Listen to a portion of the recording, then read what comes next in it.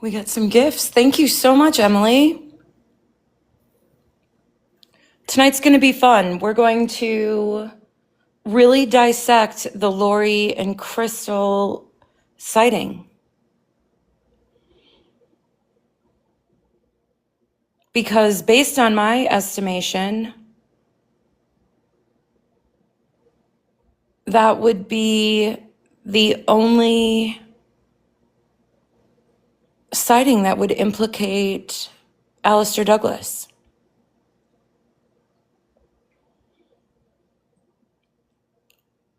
I mean, what evidence is there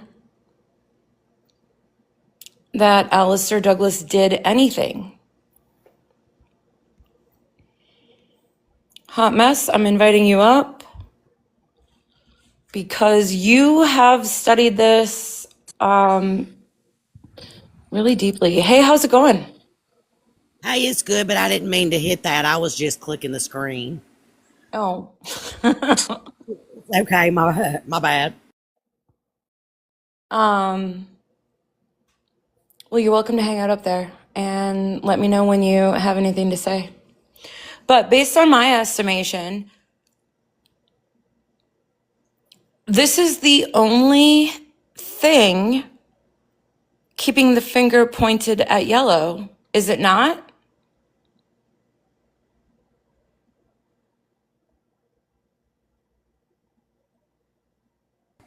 I think so. I mean, what else is there that makes anyone think yellow did something, right? The Laurie and Crystal sighting is the only thing, right? David Carmichael, but if he will release the dates that he was there, I'm pretty sure that would take care of itself. I gotta write that down. Let's make a list real quick while we're waiting for people to come in. So what implicates yellow? I mean, I've made a video about this months ago. Are we just, are we really following the evidence by saying he's the number one suspect? Because he's been cleared by the FBI, right? That's my understanding. Sorry, I'm taking notes quick. Okay, so we have the Laurie and Crystal sighting, and we have the David Carmichael sighting, but he doesn't even know what date that was, so it could never be validated. Oh, he knows. He's just not telling. Well, and you have, who was that? Midnight Mystery said he doesn't believe that David Carmichael actually saw yellow on that beach, and there's no evidence it was him. Correct? Yeah. Correct. I mean, besides those two things, there's nothing else that would point the finger at Alistair Douglas, is there? Unless I'm missing something.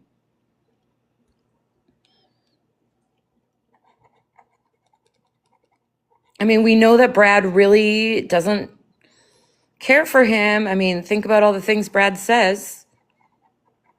So Brad really believes it or wants to believe it. Or wants everybody else to believe it. Or wants everybody else to believe it. Because, okay, so they dance together. That doesn't mean anything, right? It doesn't mean anything. They danced together. Amie went back to the room.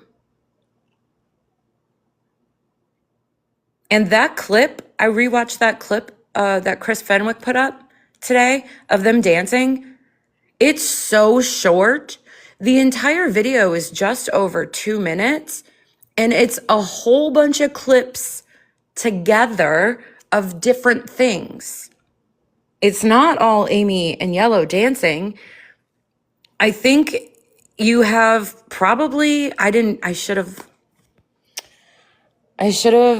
added up how much time in that entire video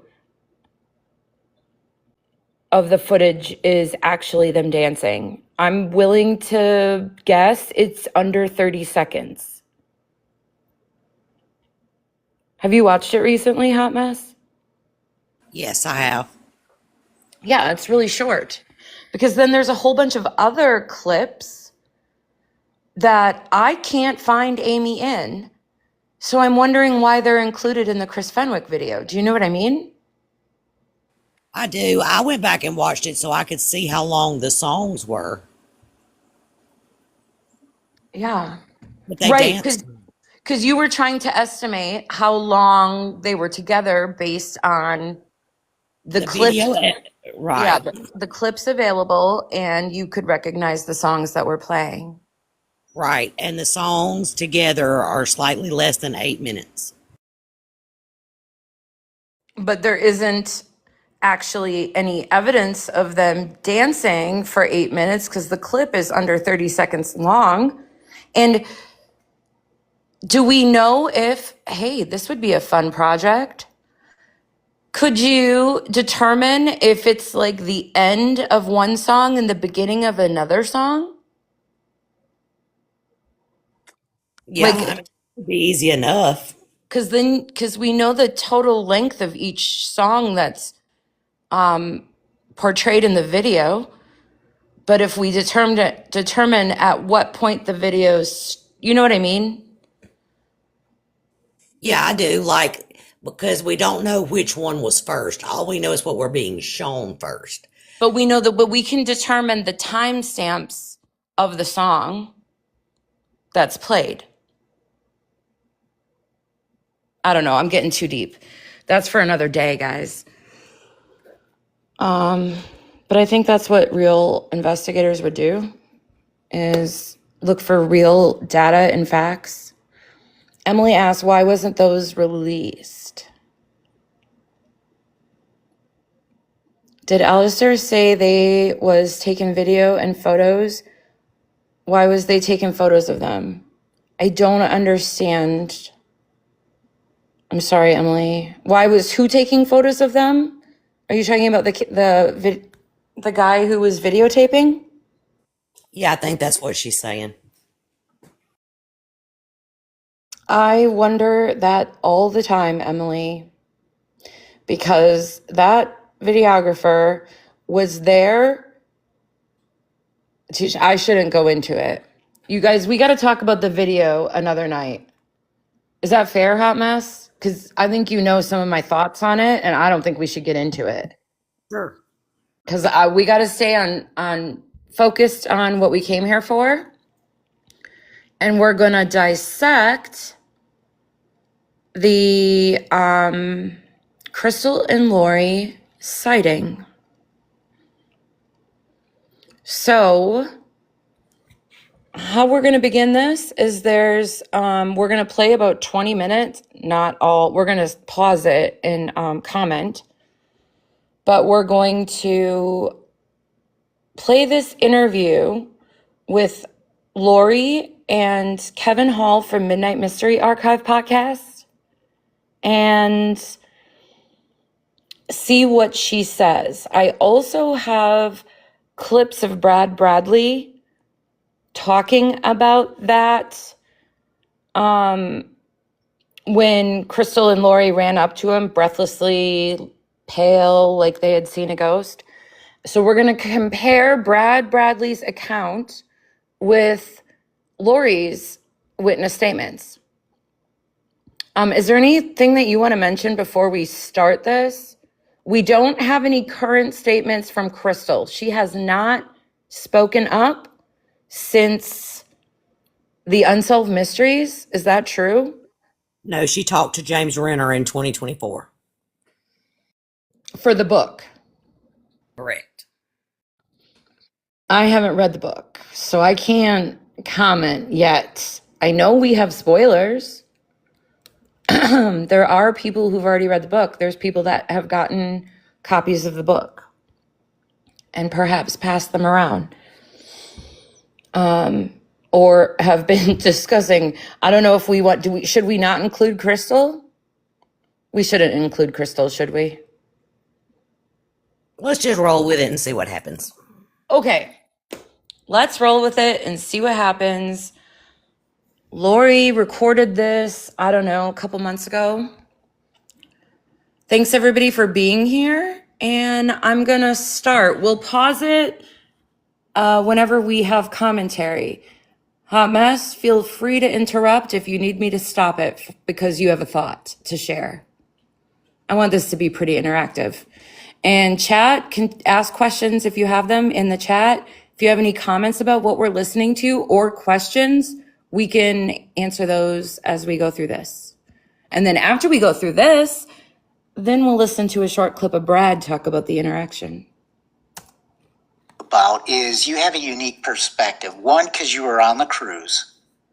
Yes. But two, because you had interactions with both Amie and Yellow prior to that morning. Yes. Can you share some of your recollections about the interactions or experiences you had with both prior to that morning?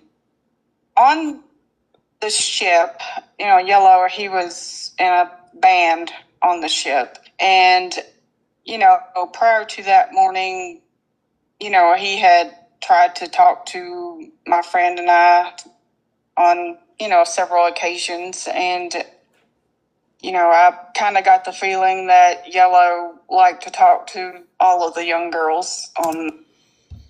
I have to pause it because I really don't like that statement. I'm writing this down. She says he tried to talk to them, and she gets the feeling that Yellow likes to talk to all the young girls. Feelings are not facts, just saying. Do you have any thoughts on that when someone makes commentary like that? Hamas? No, not really. It sounds like a steering away from facts to me. Great point. Yeah, you're right. Right. It is hearsay. She doesn't even give an example of her seeing him do this activity. I don't know if a lot of you guys, Emily says Yellow kind of said he talked to a lot of women. I don't know if a lot of you guys have been on cruises, but entertainers are there to entertain, and they need to be polite to guests. They're going to talk to you. I've made a ton of friends on cruise ships because they talk to you. And I'm friendly. Keep in mind that these girls were like 18 at the time. Laurie says that this is the first vacation she'd ever been on. I think they're from Kentucky, and they'd never been out of the country, so they're not used to meeting people out in the wild, right? They're young. The ship, but I never really had any conversations with him other than just something brief. He would speak, and not to be rude, I would speak, but it never went any further than that. And it sounds like, hey, how's it going? As you pass. You know what I mean? That didn't sound like he would speak and then I would speak and then she just said a bunch of nothing. And Amie, I can't remember exactly when I met Amie, what day that was. I know we were actually on the same airplane going down. She can't remember exactly what day she met Amie.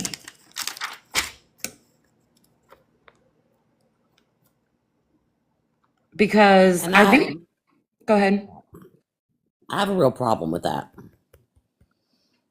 If you knew you were on the same airplane, did that mean that they did not interact prior to the ship?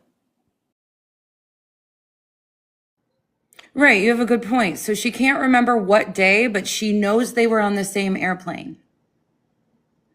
So couldn't she deduce? Well, how does she know they were on the same airplane? Was she told later? Play for that statement. The rest of that statement.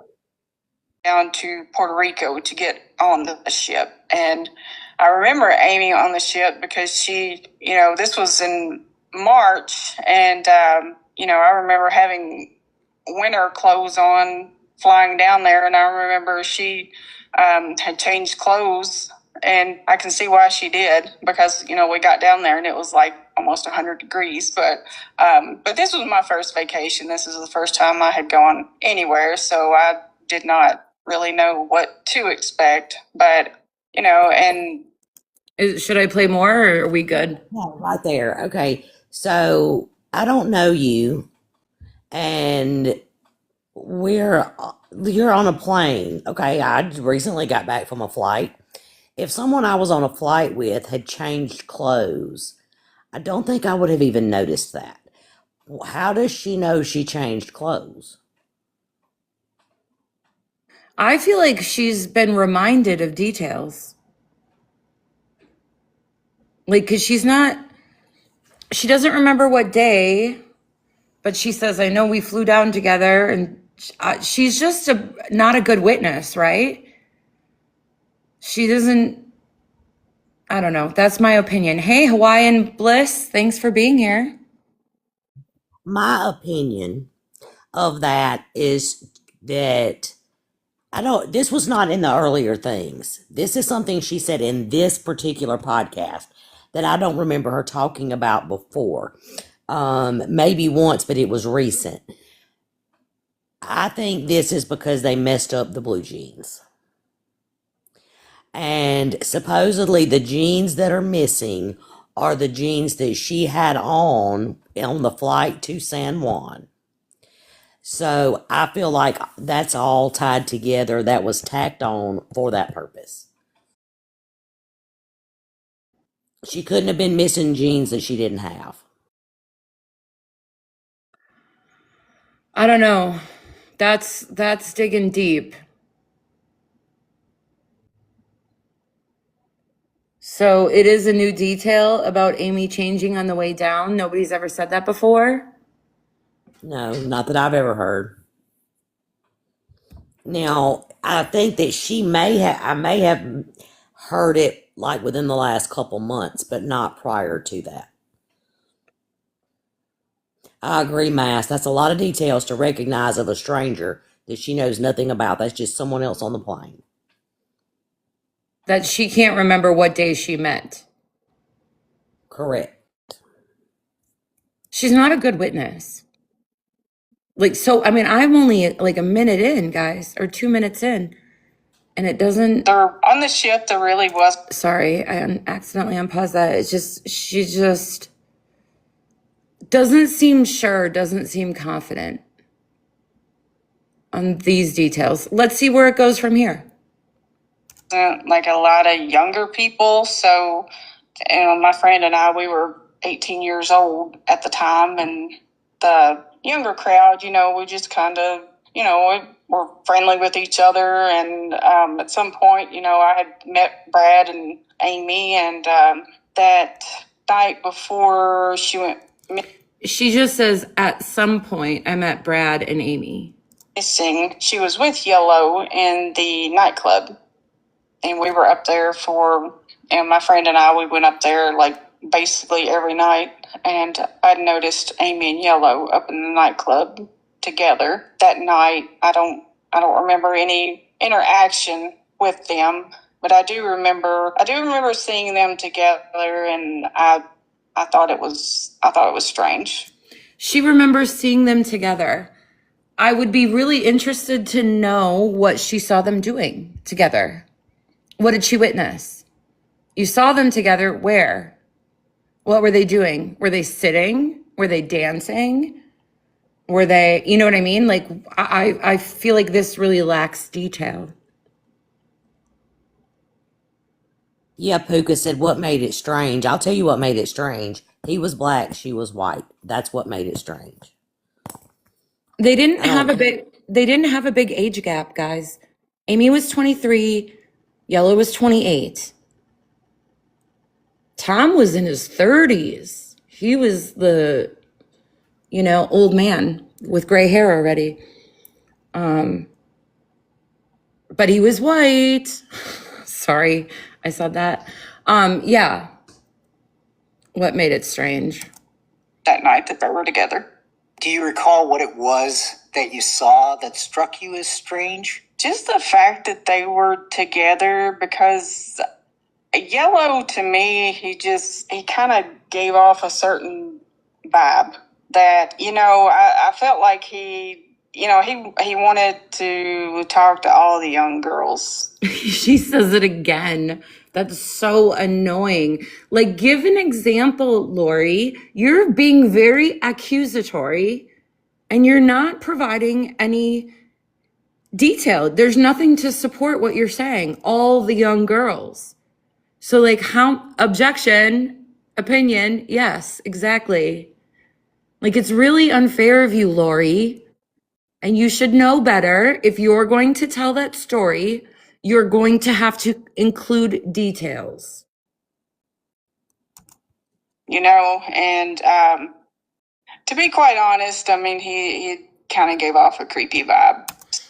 Okay, you were 18. You were very young. You had never been on a vacation, let alone out of the country, girl. Like, what do you know? Is that the first man that you've ever met with an accent? Sorry. I gotta calm down. Well, considering that she says all he has ever said to her is like, hello, how you doing? In passing, that's a massive judgment. Yeah, you're passing your judgment, Laurie. And it's unfair. I could pass judgment on you right now. So I thought it was strange, but just because I thought that he may have been creepy doesn't mean that Amie thought he was creepy. So, just my personal take on it. Yeah, exactly. Thank you, Laurie. Thank you for correcting yourself. I thought it was just a strange situation. Yeah, and I've spoken to some other folks too, especially people that know Amie. Yes. And one of the things that they have shared, especially when they see the video that Chris Fenwick had, Yes. some have made the statement that they've seen Amie drinking. And the impression was that was not Amie being under the influence, that maybe there was something else at play. So he's insinuating that it wasn't just drinking, there was something else at play. He's saying that people who know Amie have suggested this. Sorry, I had a pop up here. That's a really unfair thing to drop, Kevin, without giving more details. Have they ever suggested Amie had taken something that night? No. Brad said she was on the balcony and she seemed fine. She only had 6 light beers.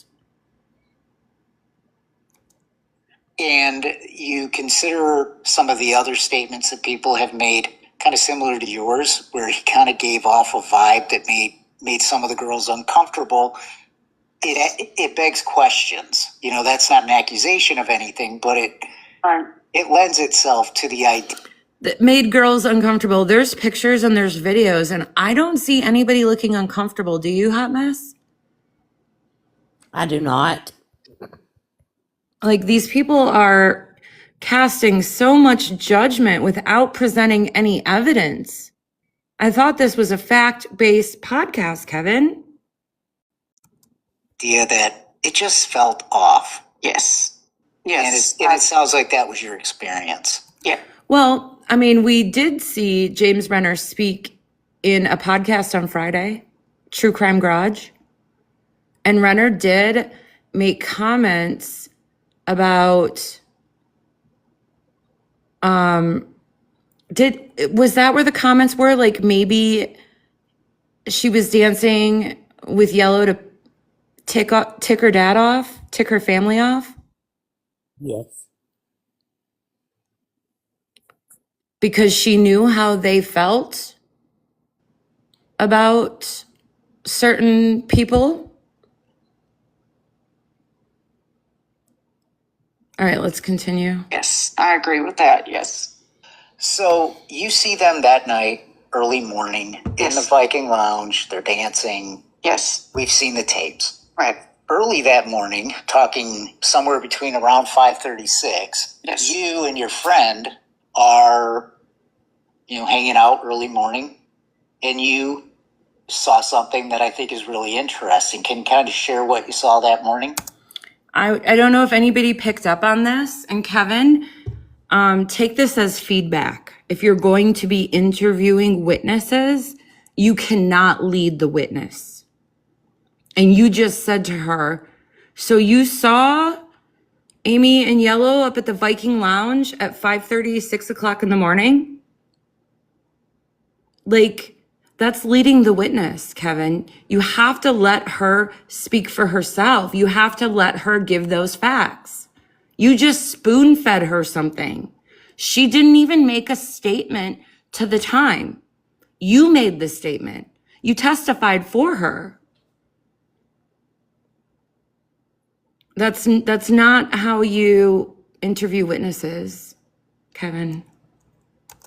That morning, Crystal and I decided that we just weren't sleepy. We're 18-year-old kids on this big cruise ship. And, I know this was the first vacation that I had ever gone on, but, we were just excited to be there. And, everything was just, it was great. We hardly... He's like, tell me about when you saw yellow in the Viking Lounge. And she goes on and on about how great it was and exciting it was to be on a cruise ship. Slept any, really. But for some reason that morning, we decided to go out on that top deck, the pool deck, I think is what they called it. But we sat out there on those lounge chairs.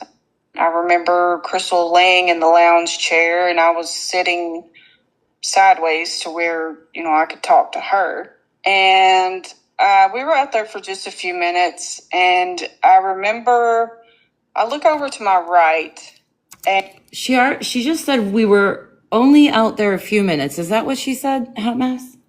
Is exactly what she said. Couldn't sleep.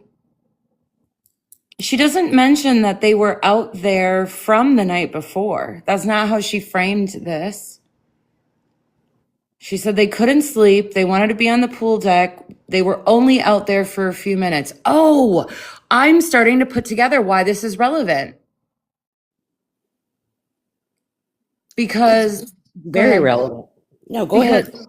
Because Brad said that he saw those girls out there at 3 a.m., right? Yeah, well, 3 to 3:30, somewhere in that time frame. And she just said they had only been out there a few minutes. That is correct. So what relevance is that? Well, for one, even though we don't necessarily believe the time card lock link data, if the lock link data was what they have presented is correct, that puts Alistair back in his room at his time card, because that would have been at the same time as Brad. If they were out there for just a few minutes. On top of that, Amie left, or her lock link is 5 minutes behind Brad's. So if Brad is on the deck and the girls are on the deck and Brad leaves, they never mention seeing Brad. Well, Amie obviously left and went back to her room. They didn't see Amie. They didn't see Amie coming down to go back to her room. You're right. You have a great point. If they were sitting there, as Brad said, they should have seen all of that, right? Yes. But we don't. But she's saying this. Well, she was led into this is between 5:30 and 6 a.m. That has been told differently. Well, I'm trying to dissect what she's saying, even though she didn't say it. Kevin said it for her. Kevin said it. But she told James Renner. Hold on, I can tell you exactly. Okay, let's get into it. So this is in the book. This is why I can't wait for the book. What did she tell James Renner?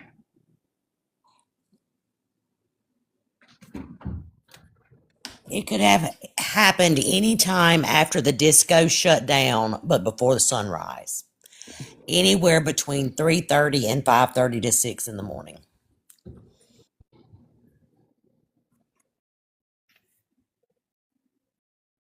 Well, that's a big window. There's a lot more questions to be asked of this witness, and I'm not sure she can answer them. Like, we need more details. She really lacks the details. And I'm sorry, no offense to Laurie, but to be credible, there's so many things that your statement has to be analyzed against. Is that fair? It's definitely fair. So they were going to the Viking Lounge every night, and the Viking Lounge closed at 3. So my understanding, they leave the Viking Lounge, they go to the room. They're like, no, you know what? We're not tired. So we go back to the pool deck. That's going to put them anywhere around 3:15 and 3:30. Okay, so if you believe the lock link data you've been provided, Alistair Douglas was on his way to his room, as was Brad. Right. I don't believe the lock link data at all. I don't either. But if you want, either way, the math won't math. Right. Right. Well, Nettie says the girls could have seen Alistair at 3:30, not 5:30. But you have to remember, we don't trust the lock link data because we haven't been presented any type of, letterhead or formal evidence with proper chain of custody and where this data came from. All we have is this Word document with some writing on it, right? Well, give them, right. But for this, I mean, give them the benefit of the doubt in this and just say it is. So you're telling me that at 3:35 he was in his room? And he did what? Laurie says she saw them go up the elevator and return alone. He returned alone 30 minutes to 1 hour later. No, she says she doesn't say in 30 minutes to an hour later. Oh, That's she what did she told me in the book? Yes. Oh, shit. Laurie, you're cooked, babe. You are cooked. Wait till I get my hands on that book. We're going to have to do a reanalysis. This isn't.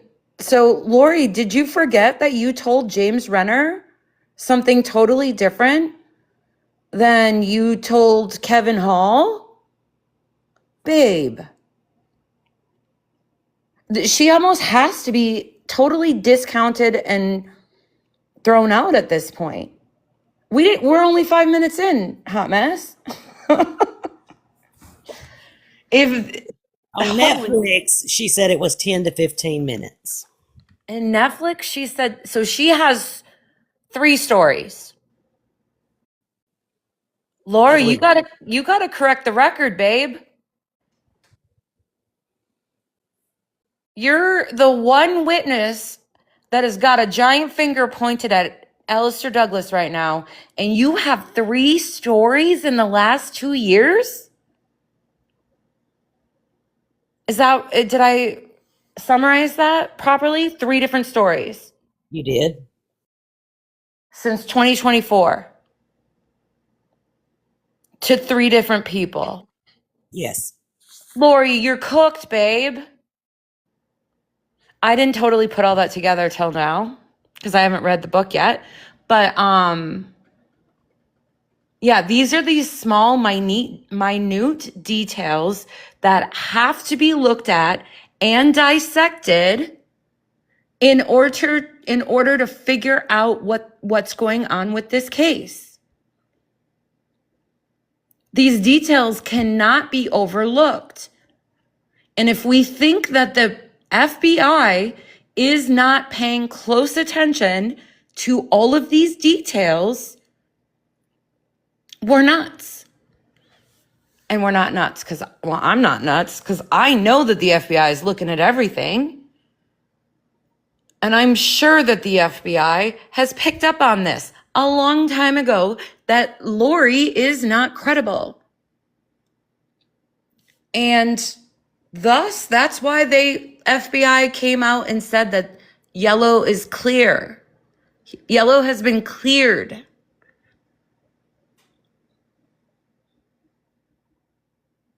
Like, at what point, Laurie, do you realize that you could be hurting an innocent man? What if he didn't do anything and it's your misguided 3 different statements in 2 years?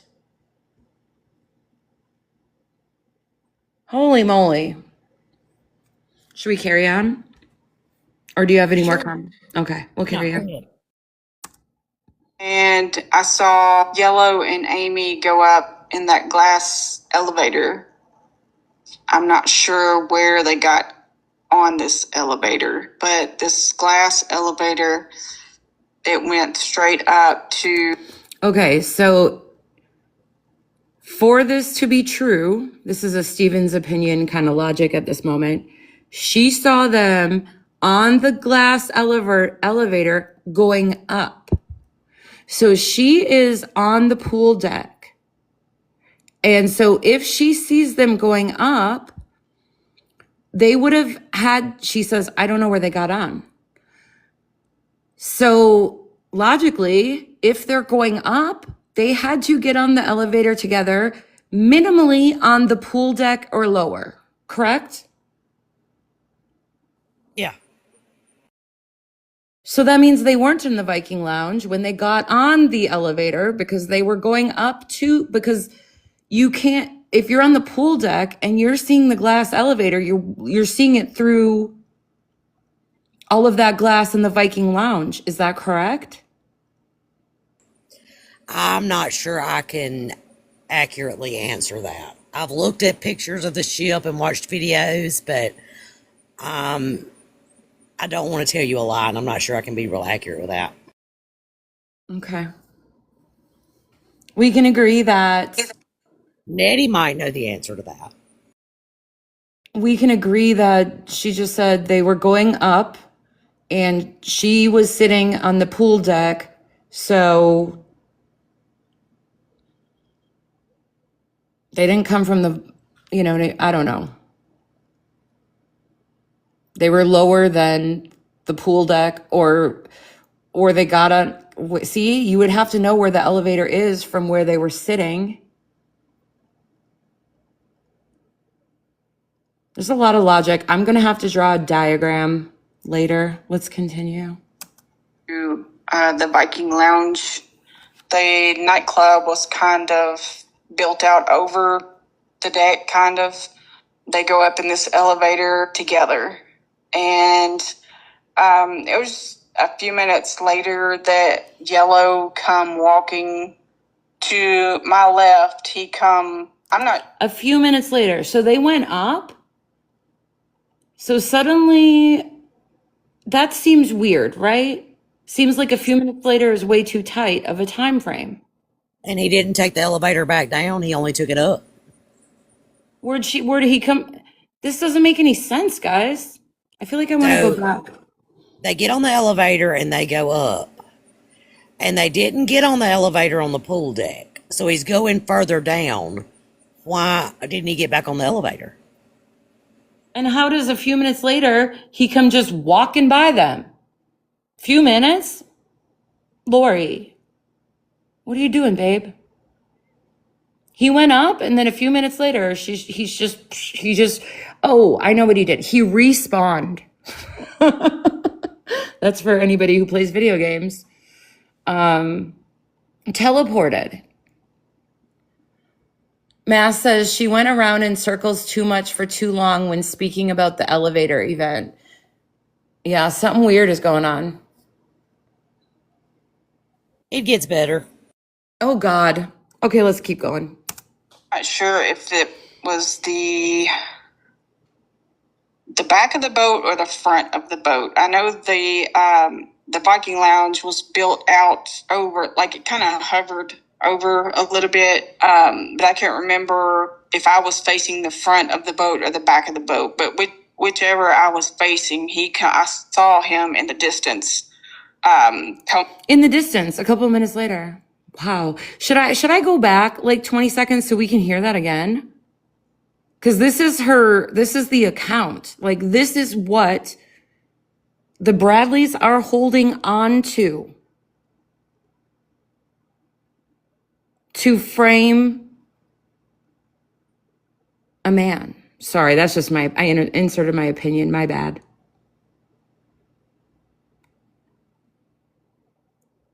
Boat. I know the Viking Lounge was built out. Come walking to my left. I'm not sure if it was the back of the boat or I gotta go back further. The nightclub was kind of built out over the deck, kind of. They go up in this elevator together. And in Netflix, she knew which way she was facing, because in Netflix, she said it was the front of the boat. Wow. Wow. I almost need to build a spreadsheet so that I can compare, you know what I mean? What she said, have columns labeled Netflix, have columns labeled Kevin Hall and James Renner. This is wild.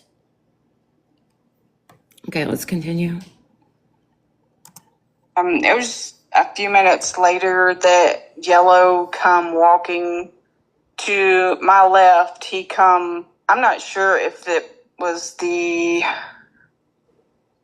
back of the boat or the front of the boat. I know the Viking Lounge was built out over, like it kind of hovered over a little bit, but I can't remember if I was facing the front of the boat or the back of the boat. But whichever I was facing, I saw him in the distance, come walking from the front or the back of the boat, and to my left, he walked in our direction. He was alone. Amie was not with him at that point.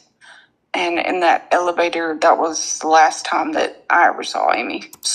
So I did hear her say in the distance. Yes, and she has never said that before, but yes, that's what she said. I can give you the Netflix quote. I have it written down. Okay. We watched them until they rode completely to the top and they exited the elevator. 10 to 15 minutes later, he came down from the front of the boat to my left. He never said a word, just a brisk walk past us alone. And immediately she got a bad vibe. I don't know that she could 100% say that was him. She saw him in the distance. Is she staring at? So if somebody is in the distance, like, it would take them, some time to walk past, to come towards you, right? Some time, because distance, you know what I mean? So was she staring at him the whole time, or did she see a man in the distance and go, oh, that could be Yellow, and then maybe continued talking to Crystal, and then I assume it was Yellow? Did she get a good look at him? Well, he approached them, supposedly. Okay, I should continue then? So you see them in the glass. What, were you going to say something? No, I just hit the thing. Okay. Elevator. And I think one of the questions that people often have is, reflecting back on that, how certain are you that it was Amie and Yellow? 1,000%. You can't be 1,000%, babe. It's just, there's no 1,000%. The max percentage, when you do math class, is 100. Certainty. I've been asked that question so often, and, it's been so many years that, I may not remember the fine details, but in every interview I've ever given, I will go to my In every interview I've ever given, grave knowing 100% certainty of what I saw. It was definitely Yellow, and it was definitely Amie that was in that elevator that morning that went up to the Viking Lounge. And it was Yellow that, I saw to my left come walking from whichever it was, the front of the boat or the back of the boat, alone, after he had departed with Amie, or whatever happened in that Viking Lounge. He came down alone, and that is the last time that I saw Amie. So in a matter of 15 minutes, they go up in the elevator, whatever happens, and then he's seen alone. And that caused Amie Bradley to disappear? Are we supposed to believe that? I hope not. And we're supposed to believe this woman's account? I hope not. Because she doesn't make any sense. I don't think she saw what she says she saw. It gets better. Okay, let's keep going. Now, when you see Douglas, probably within minutes later by himself, Yes. do you recall what he was doing? Was he doing anything different? Did he have anything about his demeanor, the look, that maybe gave you a sense that perhaps something had happened? He. Oh, hey, Trace. I'm going to address the chat real quick. Sorry, because I've been ignoring them because I'm blown away a little bit. Trace says, who are we talking about? We're talking about the Amie Bradley is missing case. There was a Netflix documentary last summer.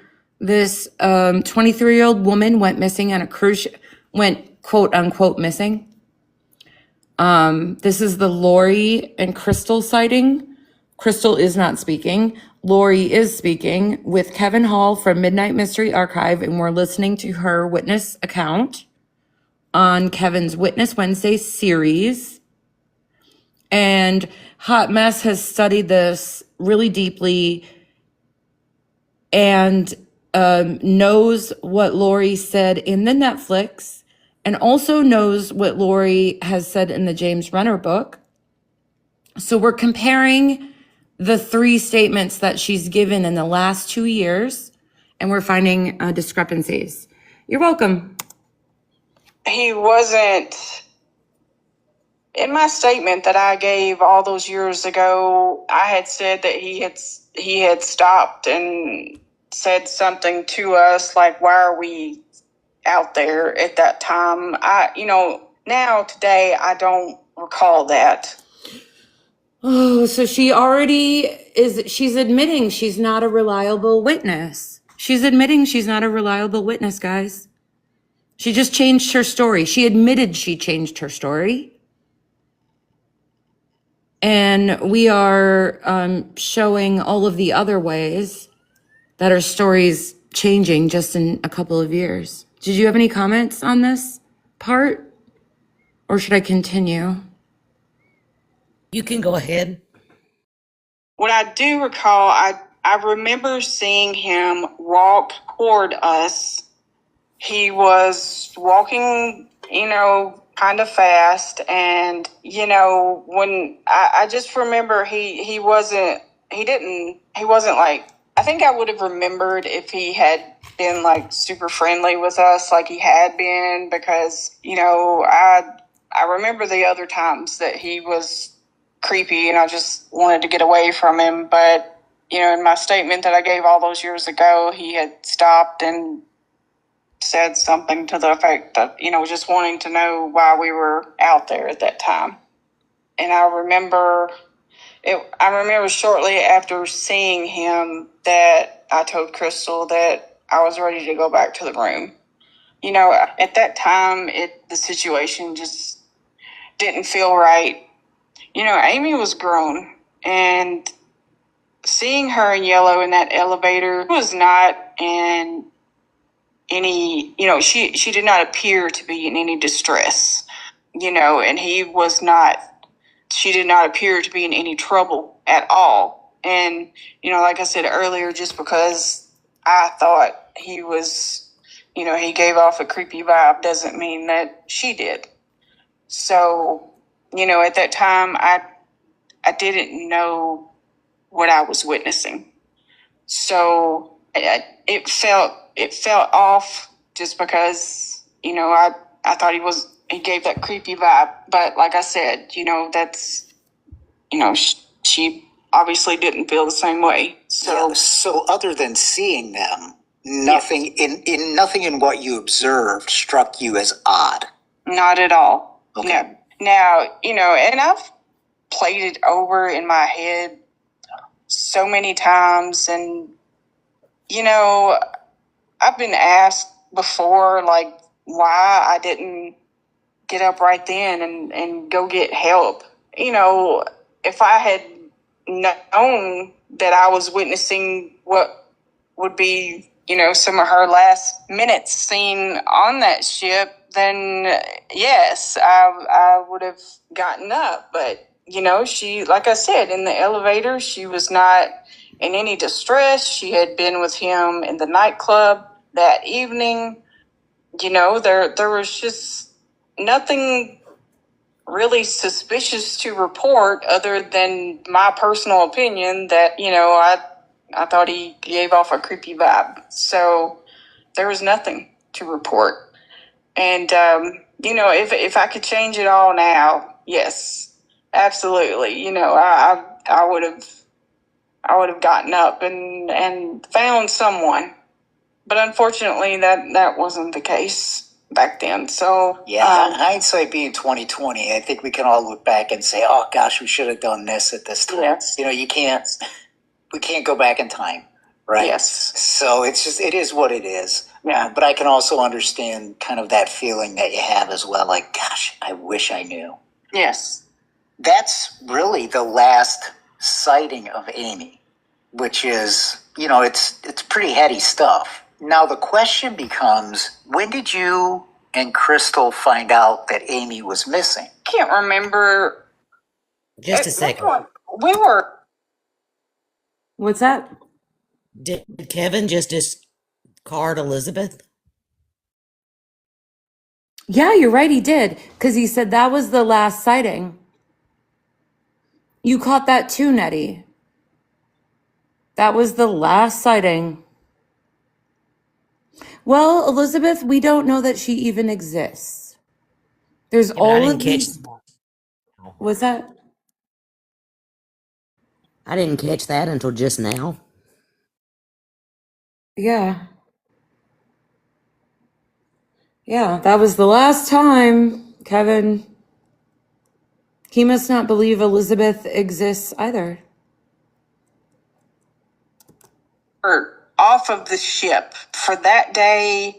I don't remember. I remember seeing that picture that they had printed and put on everyone's door. I remember seeing that picture somewhere, and I remember taking it off of someone's door. And I told Crystal, I said, "Oh my God, like we saw her with him." And it hit me like a ton of bricks in that moment that I had no doubt in my mind that, all of this begins and ends with Yellow. And I've said that all of these years. He knows what happened to her that night, that morning. And, I knew at that moment that, this was not good. This is. So she went from talking about seeing the poster on the door to say, "Oh, we saw her. It begins and ends with Yellow." I wonder how Crystal reacted to her saying that. Trace, you say Yellow. I agree. You agree with what, Trace? This is bad. This is very bad. And I can't remember if. I can't remember. She's so cute. Oh, you precious little thing. She's deflecting. Yeah, she doesn't have a good answer. She's just, I remember. She doesn't give times to anything. She is not given one time of, like, we saw the posters. When did you see the posters? She's not committing to much. And then she's retracting some things. She's all over the place. Trace, what is the logic behind he knows what happened to her? Just curious. I think Crystal recalls it differently. Like, I think we went to find Iva and Brad first. Crystal recalls it differently. Like, I think we went to find Iva and Brad first. Crystal recalls it differently. Thought at some point we had found someone that works on the boat and had told them first. But, I can't remember, like, if we saw Iva and Brad first and they took us to someone, or I can't remember the events around that. But I remember Iva, and I remember telling her what I saw, and I remember her reaction, and I knew something bad had happened. From Iva's reaction, you knew something bad happened? That's weird. She doesn't remember being dragged off to see the FBI. She doesn't remember much. And it has haunted me for years. Yeah, I know. And she cries, and she goes to just cry. It haunted her. I can't imagine what that experience is like, especially reflecting back on it. Feel free to take a moment. It has haunted me for years. And, like we talked about, hindsight. Yeah. If I could go back and just, find someone based off of, I thought he was a creep and she shouldn't have been with him. Yeah, that was she wasn't in distress. You said she didn't appear to be in any trouble at all. And there was no distress.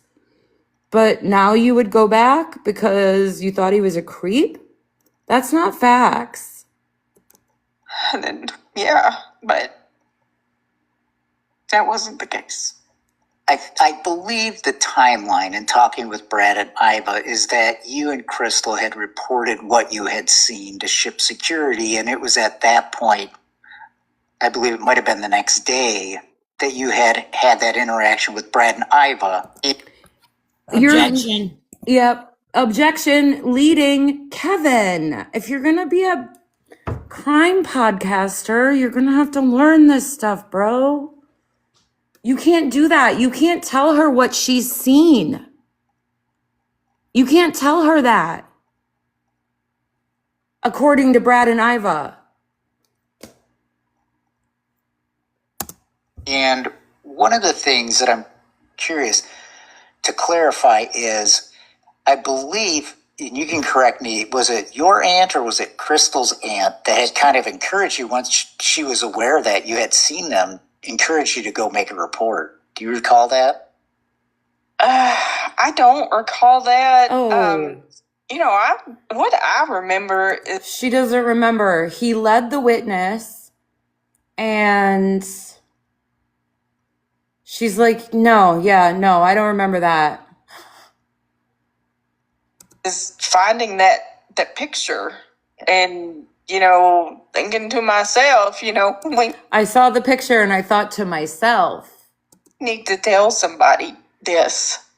I don't really remember, going to tell her family the story, or... I don't remember going to tell her family the story. That is huge. I don't remember going to tell her family the story. That's what she said.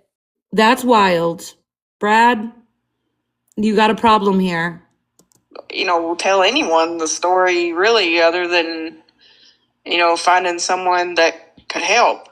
Do you recall what their reaction was to you speaking to them? To them. The ship? Yeah, somebody on the ship. Was it, because I I get the impression I think Kevin's getting nervous because he knows that her interview is falling apart.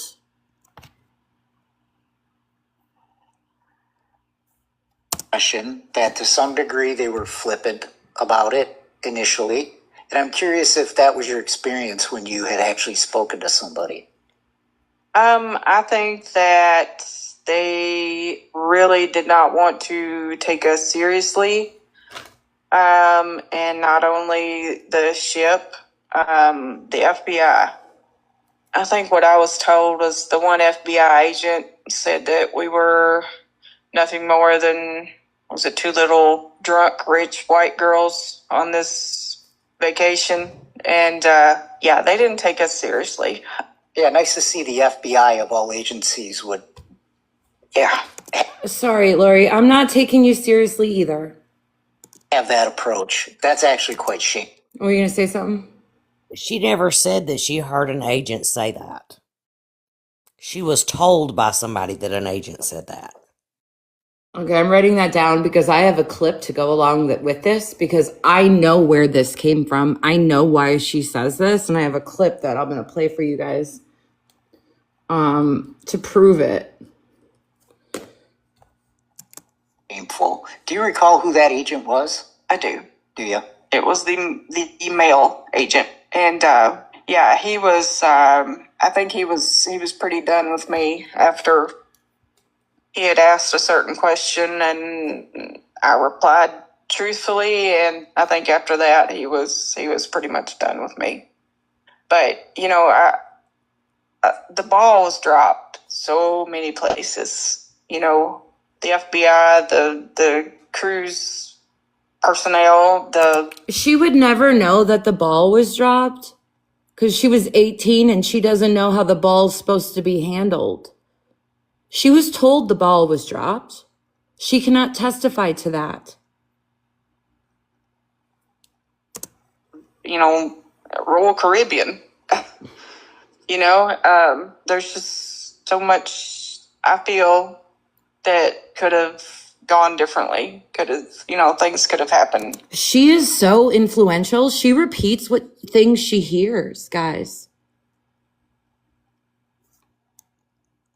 Differently. And, there's been so much time that's passed, and it's very unfortunate the way this is all played out. It's been very unfortunate. Yeah, it has been. And like I said, I really appreciate you taking the time to talk with me today and share some of your recollections. And, your experience is one of the most important parts of this The most important part. Okay, let's go. story. And to hear you speak about how ship security and the FBI treated your report and your information is indicative of systemic failure. She doesn't remember much. I almost said the wrong name. She doesn't remember much. And her stories don't align with other statements she's made recently. Kevin, how is her witness sighting one of the most important? We have to be intellectually honest with ourselves and try to discern what the truth is based on what she's saying. And none of this makes any sense at all. From the very beginning. And I think is one of the biggest contributing factors that here we sit 28 years after the fact, even having to have this conversation. Yes. And, that morning, that night in the nightclub, and that morning that I saw them in the elevator, I was not drunk.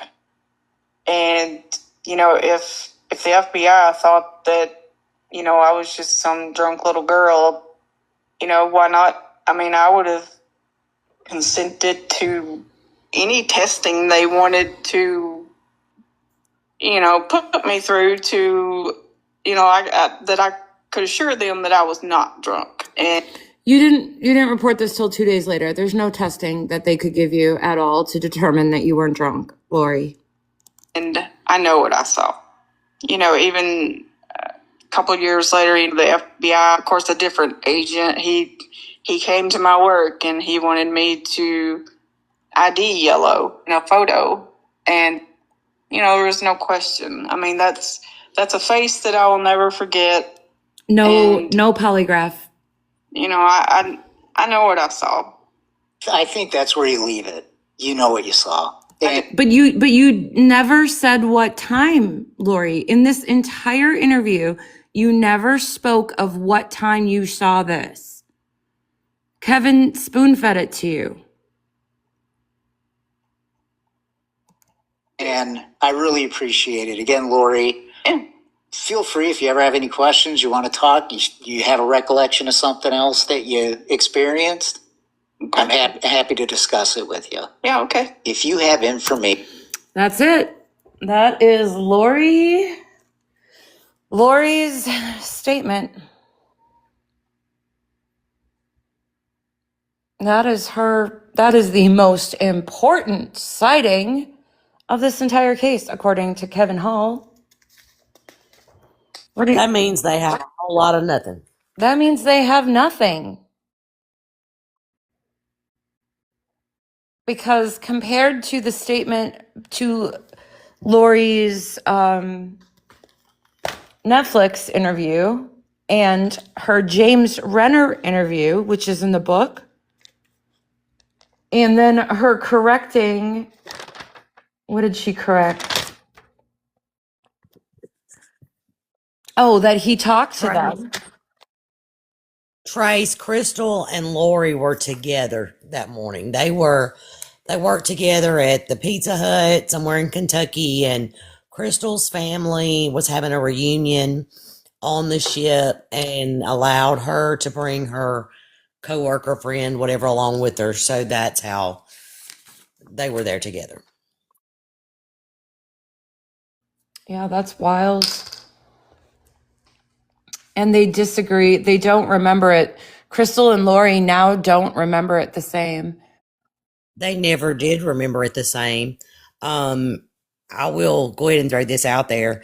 Crystal told James Renner that the way they found out she was missing is that when she woke up, her mama told her what was going on. What woke her up was the announcement for Amie to come to the purser's desk. Is what she said. It's what she told James. Okay. What is the significance of that? Just out of curiosity. They can't even agree on when they found out she was missing. Oh, okay. And Crystal told him that they were both absolutely drunk. Oh, really? Oh, really?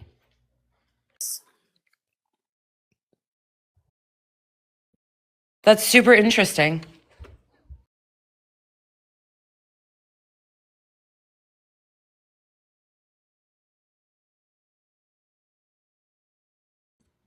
So these are the most important witnesses in the Amie Bradley case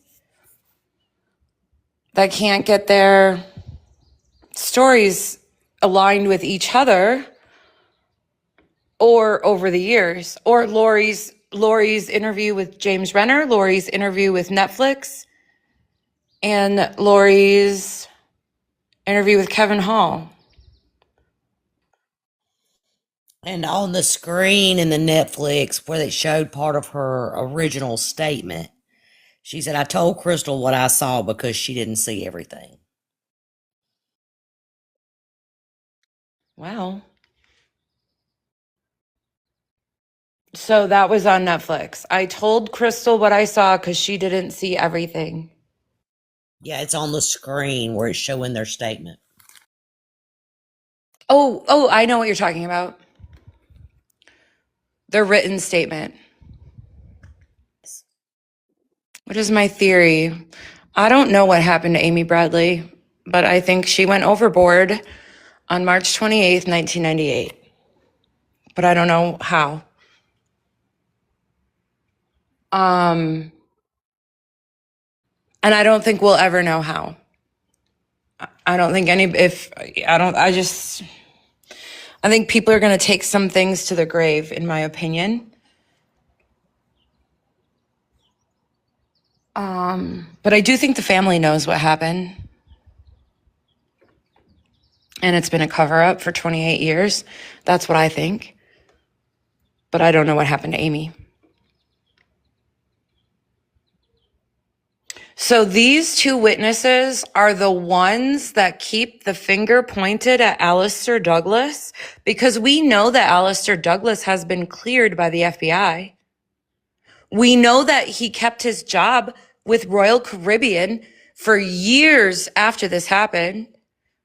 We know he was never detained. We know he was never charged. What else do we know? We know that Royal Caribbean never disciplined him, right? Like he was back to work the next day, right? We know that he had a roommate named Oscar Alexander. So he has an alibi.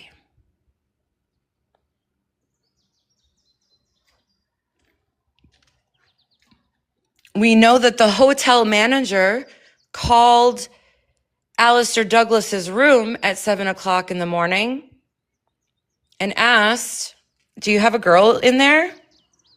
And he said no. And so he was in his room at 7 a.m. to answer the phone. What else do we know? What else is facts?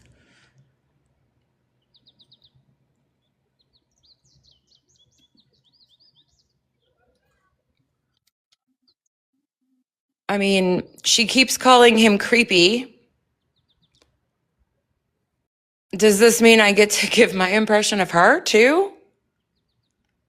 What's good for the goose? You know what they say. Well, she gives me because she was talking about how, Alistair gave her creepy vibes. The vibes that Laurie is giving me is that she doesn't know what she saw. She doesn't know what time she saw it. She's giving me extremely unreliable vibes. Is that fair? That's very fair because she contradicts herself. She said in that interview that you just played that they'd only been out there for a few minutes when they saw them. And then after he comes walking back over, she told Crystal, she was ready to go to the room. Okay, so how long were they actually out there then? Oh, good point. A few minutes and a few minutes. That's how long. I don't think that's going to account for her entire story. And you're not going to convince me that two teenage girls who could go to the casino, they could do all these things, sat for 3 hours alone on a pool deck. That's crap. What, was the casino open? No, everything was Yeah, closed. no, the ship left at 1. Yeah, but the casinos eventually close. I've been kicked out of a casino on a cruise ship at 4:30 in the morning, 4:00 in the morning once. Well, this one was going at 2:30. I don't know how much longer it went.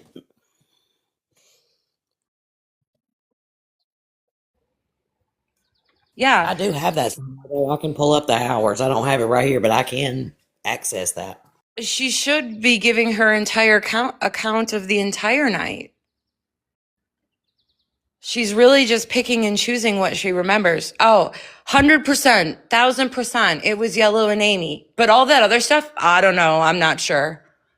Isn't that suspicious? Should we not question? What's even more suspicious to me is that she remembered everything clearly 2 years ago. I mean, I think I could understand you forgetting things over the course of almost 30 years. But from 2024 to 2026, you have forgotten everything. That doesn't add up. Yeah, she's given 3 different statements to 3 different people. She gave a different statement to Netflix. She said something different in this interview that we just listened to. And then in the James Renner book, she also has a different statement. Okay, what about Crystal, Unsolved Mysteries, 1999? She barely says anything. I rewatched that today. We have to understand that's not an entire episode. That's like a 3-minute snippet, right? The entire Yeah, story. she never mentioned the elevator. No, she She didn't say never anything about mentioned the elevator. I think she says stairs. It was depicted on a staircase. She said we watched them walk up Walk up. to the vacuum. Right. And that statement was given. Unsolved Mysteries was what date? I didn't write it down. It's in most of my stuff. It was in what? 99, I don't know. 99. The story of the Laurie and Crystal sighting has been shifting for 28 years. That's fair to say. We showed that tonight. I have another interesting clip that I really want to play for y'all. Play it. Let's take a listen to this one. One of those mornings, we can't sleep. We can't eat. We can't stop crying. We're a mess. My mom and I, in the middle of the night, we decide to get up and we say, okay, let's go retrace potentially where Amie might have gone. We're just kind of like, we don't know what the hell we're doing. So we go out of the room, we take a right, we go towards where the elevators are, which weren't very far, by the way. And as soon as we get into this little open area where the elevators were, Crystal and Laurie come running up to us. Like, oh my God. And they're breathing heavy and their eyes are, it's like they're white as a ghost. They're pale and they're like, we saw Amie go up the elevator, and they're freaking out with Yellow. And then he came back down by himself. And so we're like, oh my God. So we go get security. That was the first time that we ever accused Yellow or had any suspicion of Yellow, really. So in this story that Brad is telling in an interview given, 9 months ago to Crime Weekly, Derek Levasseur and Stephanie Harlow, Laurie and Crystal run up to them, and it's so dramatic. Wouldn't you think that Laurie would remember that? Absolutely. Being so emotionally excited to run up and be breathless and tell that story? Why doesn't Laurie remember that?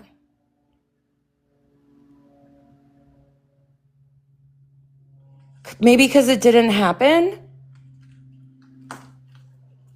Perhaps it didn't happen?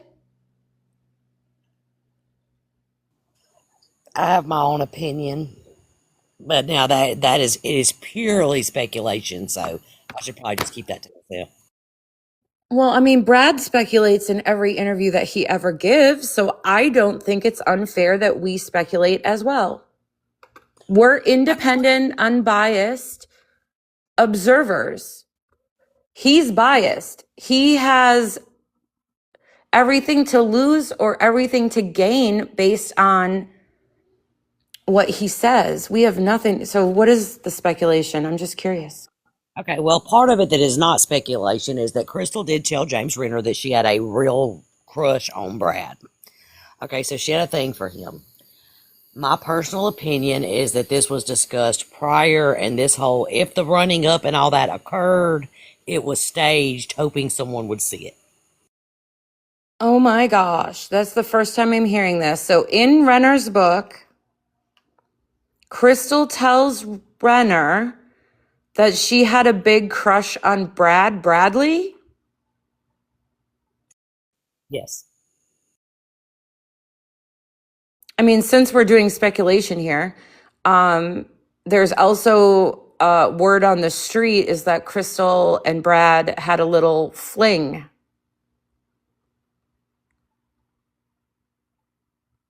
Is that correct? Have we heard these rumors? I have heard the rumors, yes. They possibly were making out before Amie went missing. I have heard that, but I wasn't there, so I can't testify to that. I can't testify to that either. I wish Crystal would reach out and let me know if that's true or not, because I know people make fun of me for saying this, but that could change everything. Good. Oh gosh. And I can also speculate on why my own personal opinion as to why Laurie is becoming forgetful. Laurie carries a nursing license. She's a nurse, and obstruction of justice is a felony. And you can't practice as a nurse if you have a felony? That is correct. Unless you have, I mean, I'm not going to say never, but it would be quite the ordeal. They would definitely come for her license.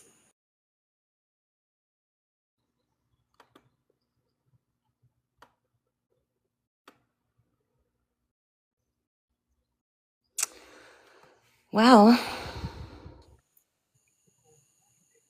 I mean, like I said, that's just my personal opinion because that is what she could be facing by the time this is all said and done. If she continues with this misguided story being her word that she's telling. well, she's told 3 different stories over the past 3 years. But when you say obstruction of justice, let's be honest, she's never testified under oath. She has talked to the FBI. Did she? She just said in that Oh, midnight yeah. that they came to her 2 years later. Yeah. I mean, no wonder the FBI can't wrap this case up. Prime Talk, we don't know the answer to that. We're speculating, but we don't know. Yeah, and I didn't hear it from the Bradleys, Crime Talk. Crime Talk says, is Hulu going to redo this show yet? Did you guys all hear, and maybe nobody knows this, why do I always forget the mother's name? Whose mother? Ashley and Seth Barnett's mother. Oh my gosh. What's her first name again? I always forget. I don't know. We'll call her Mrs. Barnett. Good night, Pat Moore. Good night. She came out recently and said that she has made comments on a new Hulu show that will possibly be released in September Yes. about somebody that went missing off of a cruise ship. But she didn't specify who or when or any other details. Really, that is all she said. She has made comments. You know, she is one of the most prominent activists in cruise ship law reform. She has led so many efforts to make everybody safer if they choose to cruise, and she continues to do so. But she has made those comments. And if you put that together with what Brad said in an interview to Katie Beck, like, I don't know, 10 months ago, 9 months ago, Brad said that he got a call from an ABC Hulu producer who wanted to produce a show in short order. So Brad said that like 9-10 months ago, and then Ashley Barnett's mom said something recently. You know, it's all speculation what that show is going to be about, but I'll watch it no matter what it's about.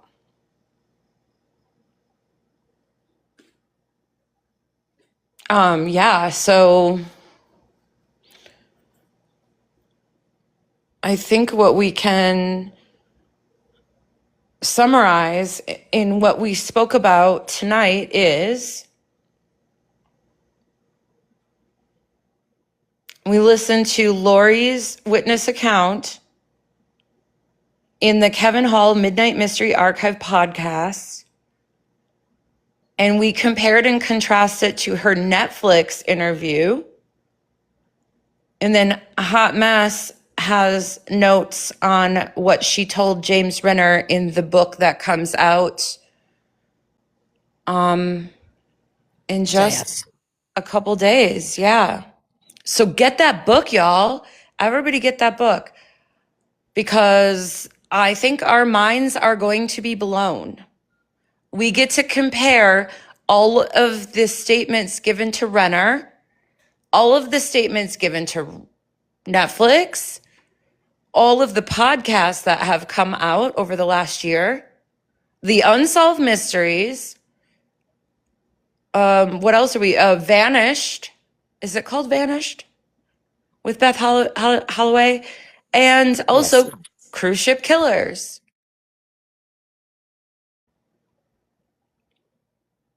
So, thing that we did not address.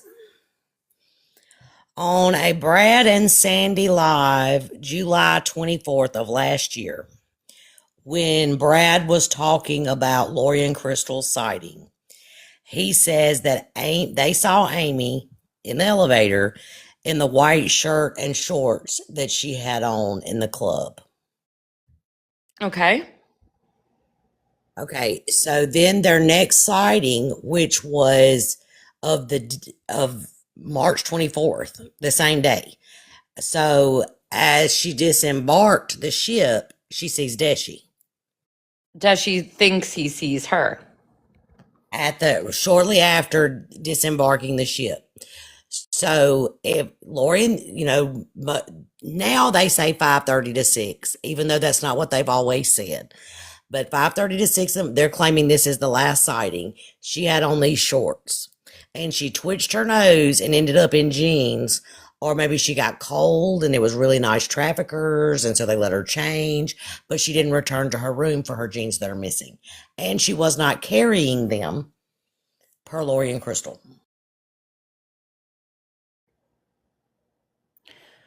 This case has so many contradictions, inconsistencies, discrepancies, and holes.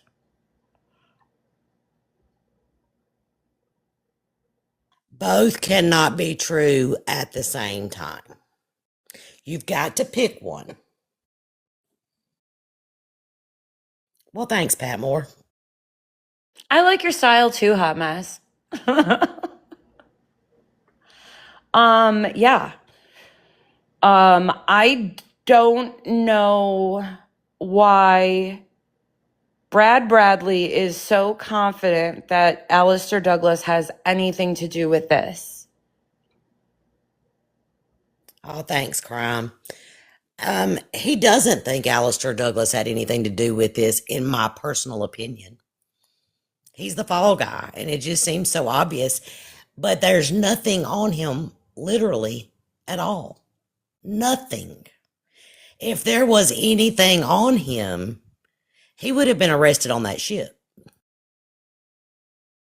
Even if he had broken any rules or been suspected of anything nefarious, Royal Caribbean wouldn't have let him return to work the next day. He returned to work for years after this. Why would Royal Caribbean keep a man working for them who had done anything wrong? He honestly. Go ahead, hon. No, I want you to go. There's all this talk about the jurisdiction. And, the FBI, they just can't go scoop this man up off of this ship, right? There is absolutely a 0% chance, if they had anything on him, that the local authorities would not have cooperated with Royal Caribbean in having his tail removed.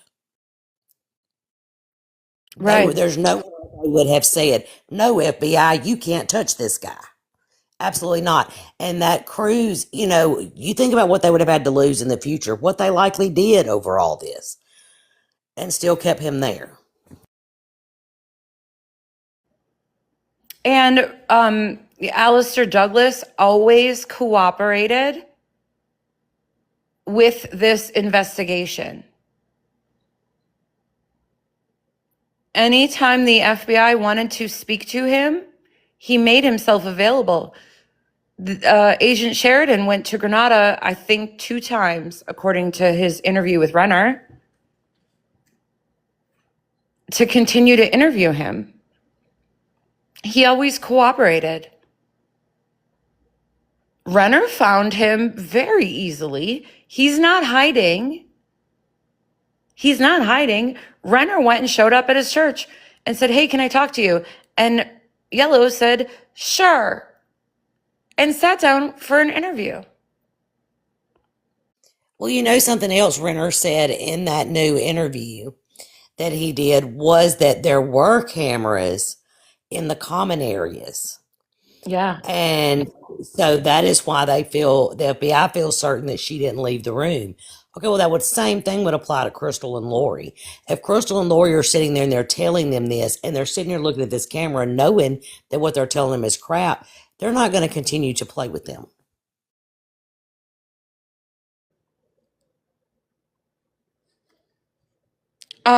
They're Hawaiian Bliss. I'm going to do you mind if I challenge you on something you said? You said, "I am not sure about that statement. They could be protecting their branding." What? By keeping a bass player around protects their branding? Do you know how many bass players are unemployed and would like a job?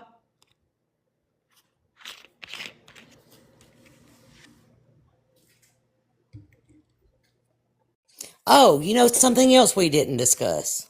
What? That Laurie and Crystal were not mentioned in the suit against Royal Caribbean. Oh, why don't you ask? I wrote that question down. Hot Mess asked me this question, I think last night. I wrote it down. Do you want me to read it? Sure. If Laurie and Crystal's sighting of Amie with Alistair was credible, why didn't the Bradleys include it in their lawsuit with Royal Caribbean?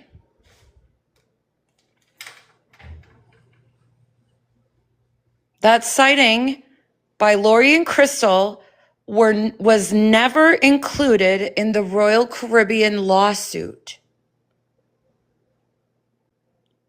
If they are witnesses, according to Kevin Hall, the last witnesses to see Amie, why wasn't that included in the lawsuit?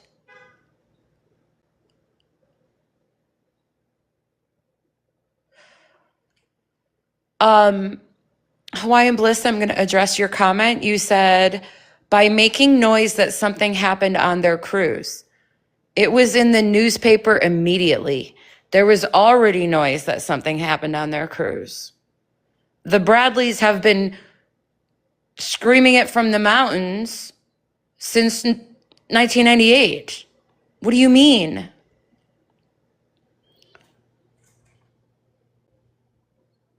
Do you really think that if Alistair Douglas did something wrong and the Royal Caribbean knew it, they would keep him on and risk something like that happening again? That's where my mind goes when... Or even risk them being able to prove that something happened that time. And he stayed on for 2 years and nothing ever happened again. If she was kidnapped off the Royal Caribbean cruise ship, it was one of the most successful kidnappings in history off of a cruise ship. It was the only one ever.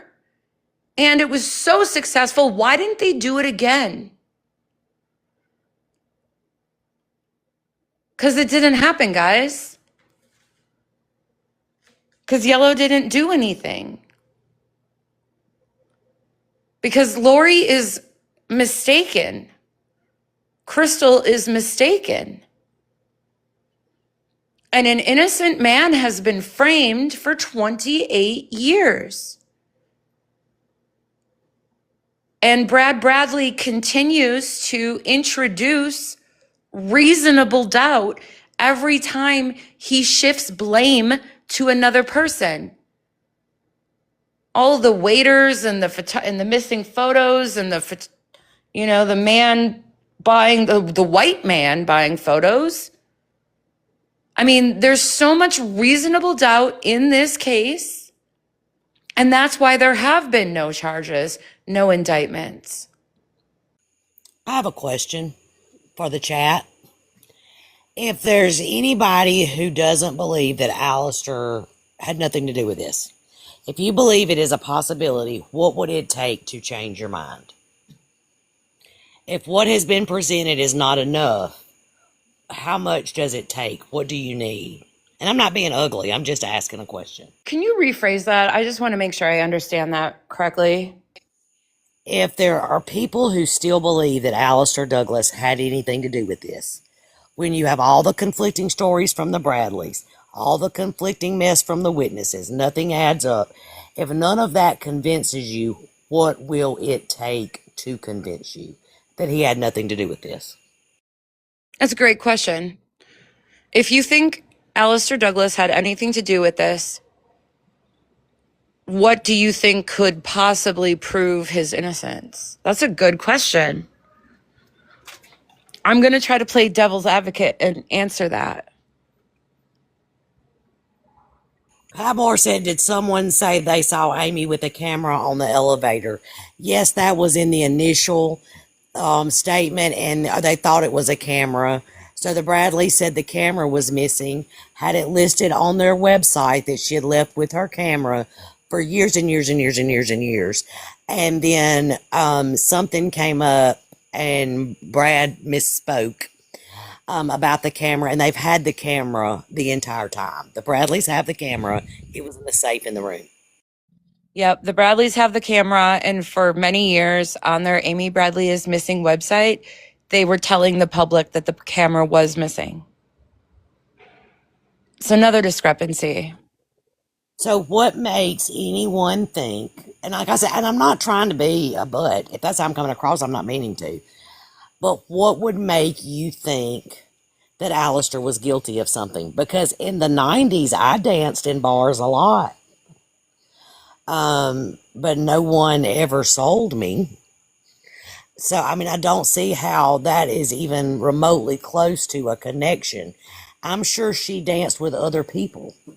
I'm sure during the time that she was on that ship, he danced with other women. They were not a pair. They were not exclusive on this ship. They danced a couple dances in a bar.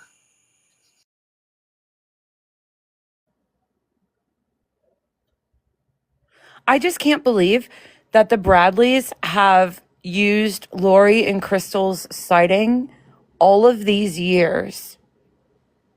And that's the only thing that I can think of that points the finger to Alistair Douglas. And it is not a reliable or credible sighting based on what we've talked about and listened to tonight.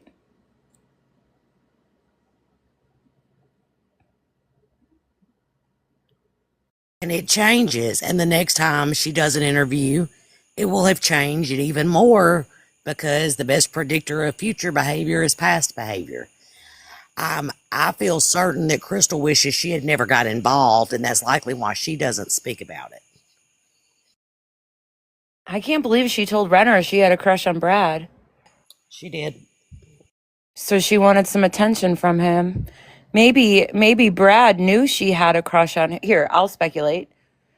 Maybe Brad knew she had a crush on him and went looking, because they were in the nightclub every night. Laurie just said they were in the nightclub every night. And Brad thought, I need to go find Crystal. I need a witness. That was what I was referring to earlier, that I hated to speculate. And then their other thing, I believe, was probably staged.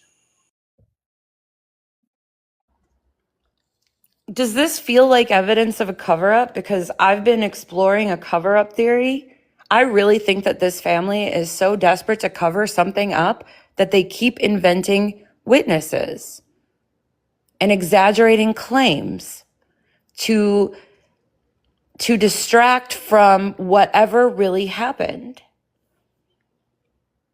Padmore said, let's say their statements are credible. Well, you'll have to pick which ones first. Why would the FBI need to question her mother? Because Brad keeps talking about questioning the mother. Yeah, and that is a logical fallacy, Brad. Questioning the mother who did not witness this is not going to help this sighting one bit. You believe that it will corroborate a time. It won't corroborate a time. If the mother testifies, the only thing the mother can testify to is what time she let the girls back in the room, if that indeed is true and accurate.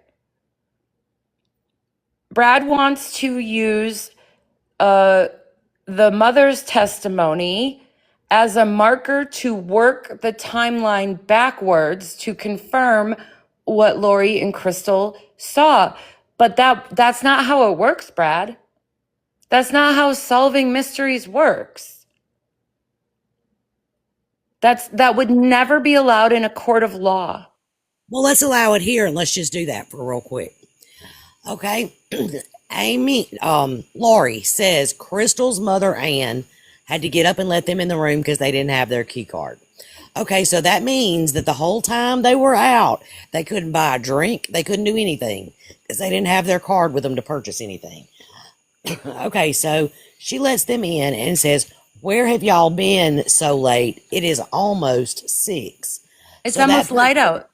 Yeah. that puts it before, well, she says between 5, it's almost 6 is what I have written down. I think, I don't know where, I'm outside, so I can't look at my notes. Okay, so this is before 6 o'clock. All right, so you're saying it's almost 6, so let's say it's after 5:30. Okay, so you're between 5:30 and 6. At 5:30, Ron has now decided he has seen Amie on this balcony from 4:30 to 5:30. So at 5:30, Amie wasn't up there. Amie was in the room. Right. So by 6, Amie has now packed her jeans in something invisible, taken off her yellow shirt that she didn't have on to start with and put on that chair. She has gone out. She has met up somewhere with Alistair below the pool deck somewhere. Then they have gone up the elevator. They have gone into the Viking Lounge. They have stayed in the lounge for anywhere between 10 to 15 minutes and an hour. And then Alistair has left. And it's still not 6 o'clock. That's a hell of a lot of activity for 15 minutes. At most. That would be if Ron said, I saw her at 5:30, close my eyes, she would have had to leave right the hell then. Right. How could he have fallen back asleep so quickly that he didn't hear her exit? But also, let's talk about the 5:30, because Aunt Marianne Noblin, told James Renner, I said what I said. That's the only reliable witness that we've had so far. I said what I Yes. said. If I said 4:30, it was 4:30. Well, It was if Crystal, 4:30. it was 4:30, but that's not the story they're telling. But if they go with what they're telling and what they want you to believe, that Amie went missing at roughly 6 o'clock. And, something awoke Ron at 6 o'clock. And it's been much speculation. I've heard many, many people say it, that he likely heard the door close. That's what woke him up. Well, if that's the case, Laurie and Crystal were already back in their room. You're right. Well, they say that Laurie and Crystal could have returned at 6:15. Laurie and Crystal never said that. Well, you're right. It's not enough time. It is not enough time. If they were in their room before 6 and Amie left the room at 6 and Ron heard the door close and that woke him, then it's impossible they could have seen Amie because they were already back in their room.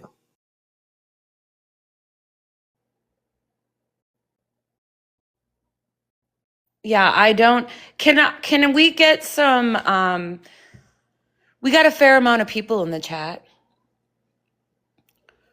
Put a 1 in the chat if you think this story by Laurie and Crystal is credible. Put a 2 in the chat if you don't believe this witness sighting. I'm just trying to gauge where everybody's at. I know what I think. If you think it's credible, 1. If you don't think it's credible, 2.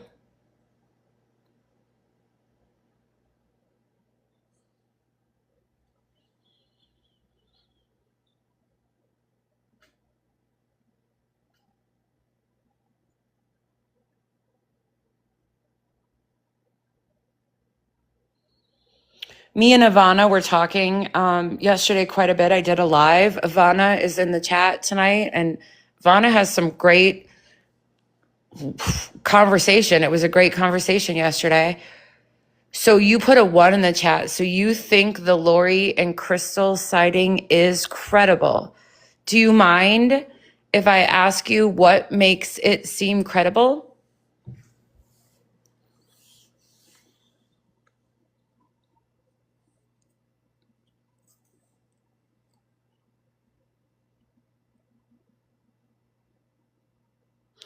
Like previously for me, I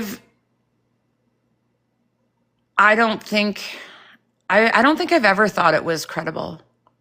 I'm trying to think back of, because my ideas and my thoughts have evolved since I first got involved in this case.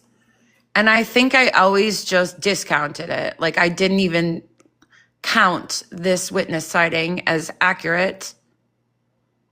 And I think I discounted it because the FBI discounted it.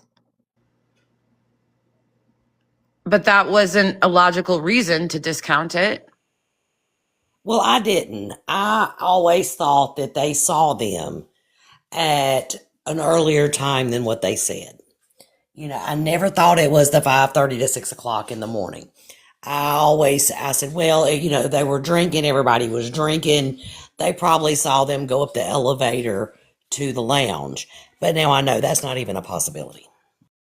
Right. I think I agree with you. I always thought that it was maybe they saw them between 3 and 3:30. But now I don't believe at all one bit that Laurie saw them. I do not believe they saw them at all.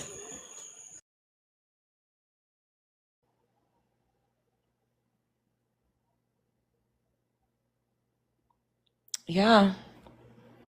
Because at 3:30, I mean, according to the Bradleys, Amie was she was in the lounge. And she would have had to have come down about that time to get back to her room. So.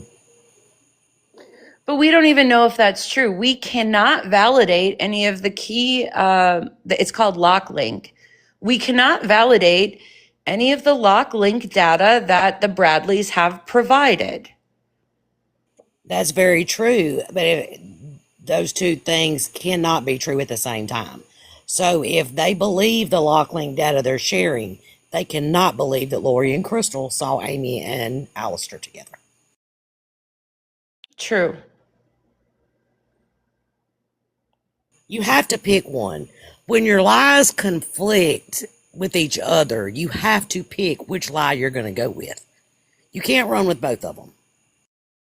Especially in such a serious situation as your sister or your daughter being missing. This isn't a game. This is real life serious. And it's no wonder that they have not had any movement in this case in 28 years. But they continue to hurt innocent people. They blame everybody. Everybody is suspicious. 2 black ladies that Amie was talking to, the waiters, the guy at the art auction, it's just too much. Scientologists. Hold on, where's my list? Do you guys want to hear a funny list? I haven't made a video about this yet, but this is a list that me and my friend, oh, son of a gun.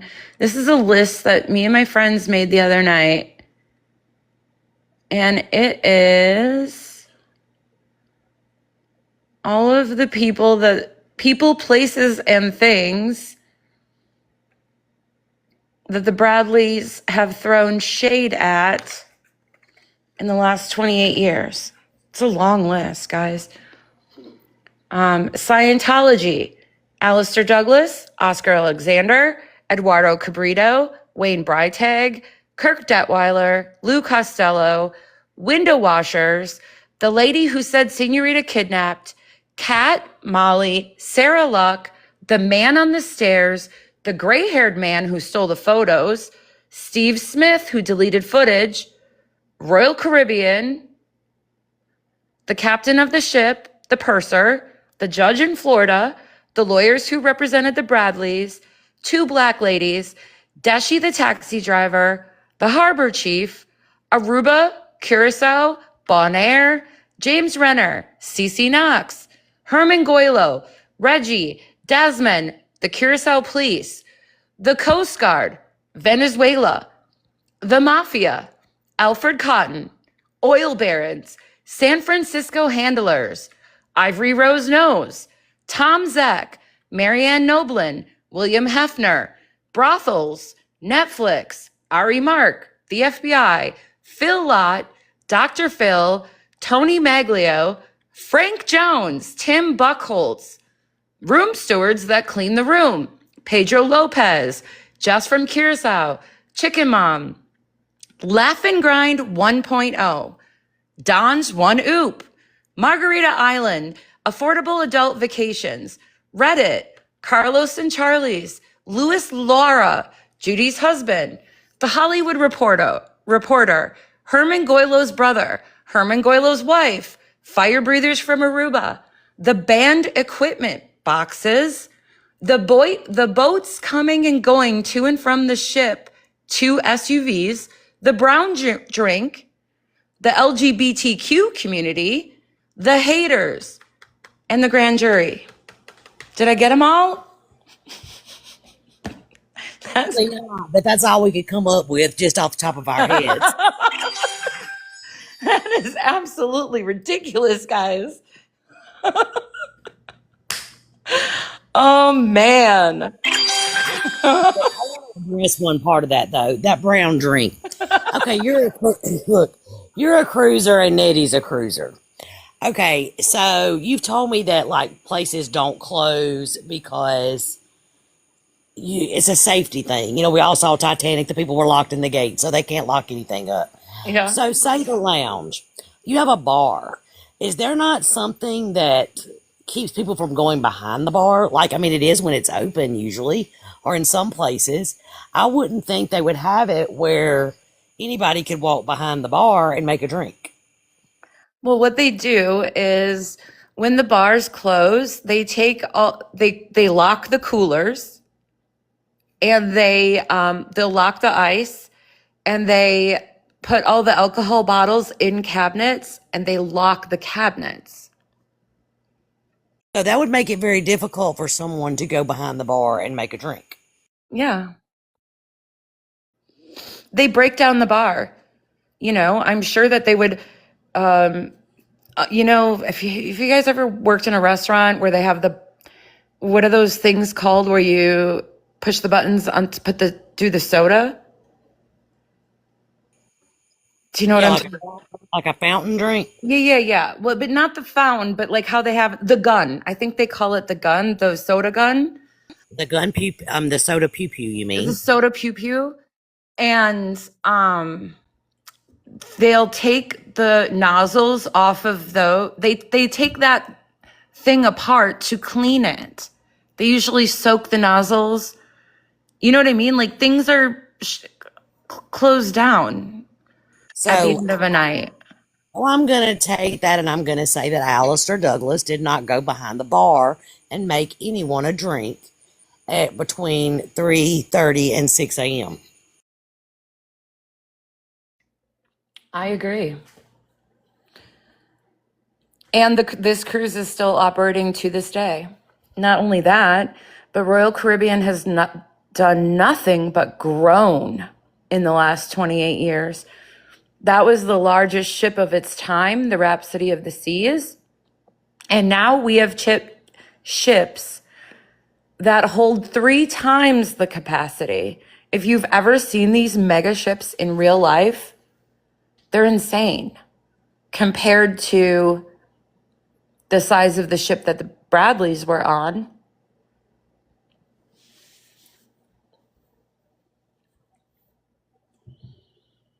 Yeah, crazy, crazy, crazy. I no longer believe Crystal and Laurie's sighting at all. It cannot be considered. It is not the most important sighting. It is the most damning sighting. That there's nothing there. She's told the story 3 times in the last 2 years, and every time she's told it differently. And she tells it differently than Brad tells it. Every time she's ever told it, she's told it differently. Crystal and Laurie didn't even agree. Their statements did not match initially. So that's why it was well, I had to tell Crystal because she didn't see everything. Okay, well, then that eliminates Crystal immediately. Laurie eliminated Crystal by saying that everything Crystal was saying was hearsay. I mean, it's no wonder that the FBI dismissed them. And if Crystal told James Renner that they were both super drunk, I'm sure that the FBI got Crystal and Laurie's drink tabs pulled up to verify that. Matt said, I don't believe they saw Amie or Yellow during earlier hours as suspected by many either. I don't either. They didn't. I don't know how they got wrangled into this, if they were approached or if they were the approachers because they were trying to garner Brad's attention. I don't know how that came about. But I do know that they put a man in a really bad spot for a very, very long time and should be absolutely ashamed of themselves. I think that they could redeem themselves if Laurie came forward and said, you know, I have to be really honest. I am not exactly sure what I saw that night. And I don't want anyone to be pointing fingers at Alistair Douglas anymore because I cannot ruin a man's life over this. Laurie should retract her statements. Yes, because what goes around comes around. And when karma bites for that one, it's going to hurt. And there's such thing as karma in this lifetime. And then there's whatever happens when we're done with this lifetime. And you have, I agree with Yvonne. Maybe they wanted to be a part of this big story. Some people just want to claim they saw something. but also I think people can be influenced to say certain things based on pitying a mother bawling her eyes out. It's uncomfortable to see another person's grief. And sometimes you just want to help fix that and alleviate that. And they could have just been telling Iva what she wanted to hear. And Iva, in my opinion, is forceful. She likes to control things. And I can see Iva influencing these statements because Iva and Brad want it to be true so much. But at some point, you have to be logical about what you're hearing because you're trying to solve your daughter's disappearance. Why do they want Amie to be kidnapped so bad?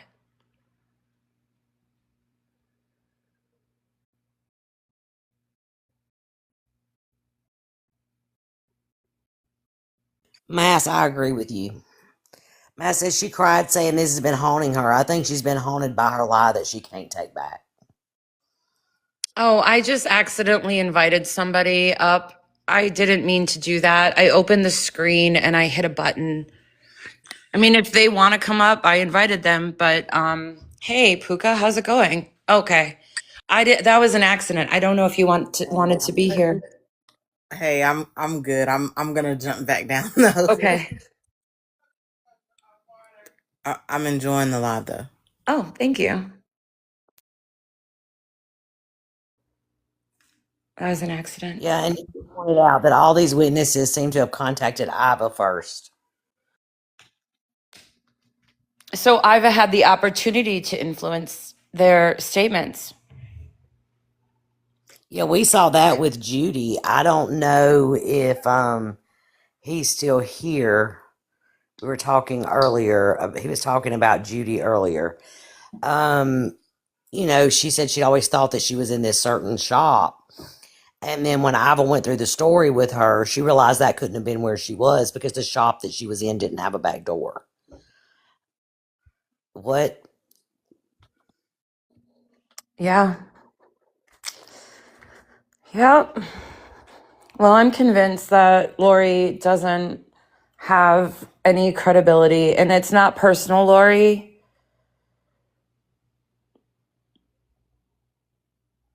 No, we all make stupid decisions when we're 18 years old.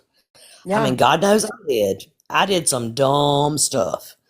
But we do reach an age where we, have to have a little bit of accountability.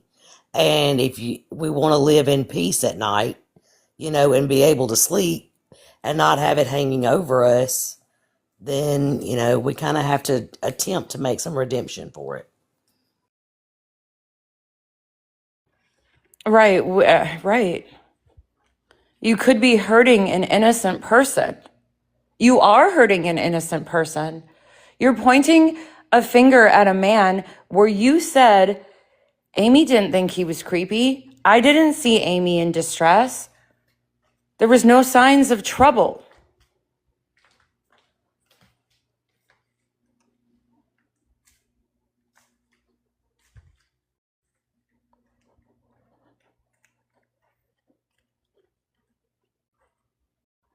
Well, it seems like everybody in the chat agrees that that the story's crap.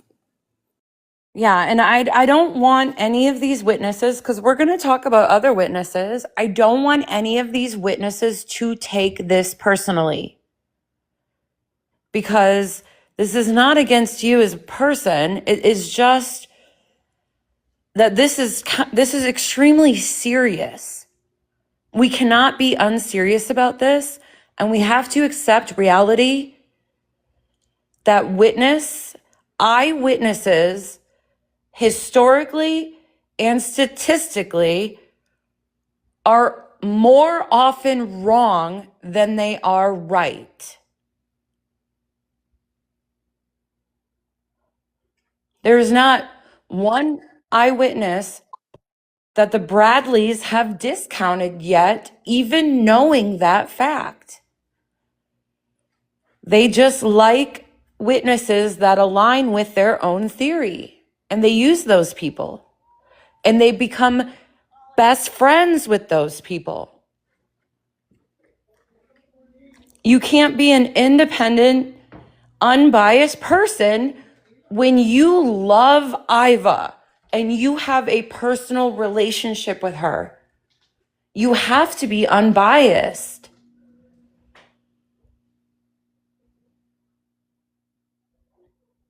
I would like to address Ivana for a minute.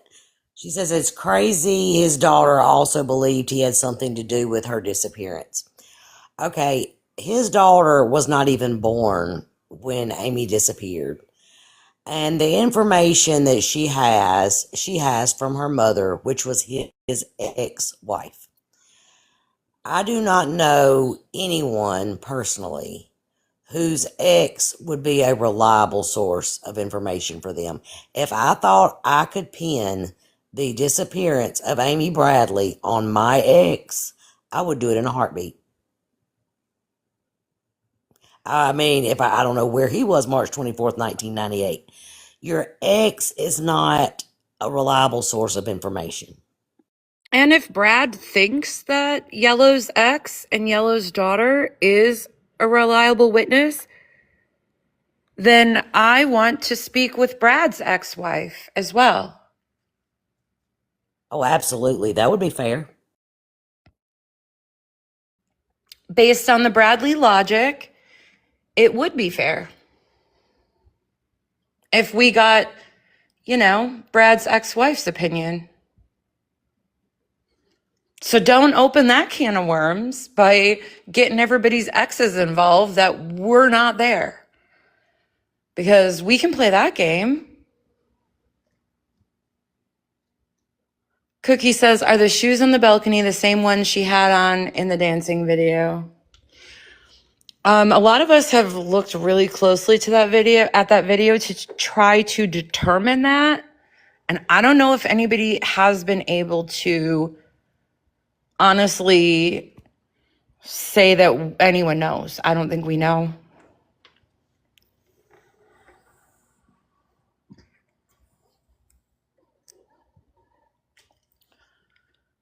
Does anybody else have any questions? I don't want to go on forever tonight. I set the live at 2 hours and we're about 8 minutes over. I think we covered everything we wanted to cover. Hot Mess, what do you think? I agree. That's really about all you can do with the Crystal and Laurie thing. It's just, it is what it is, and it's not at all accurate.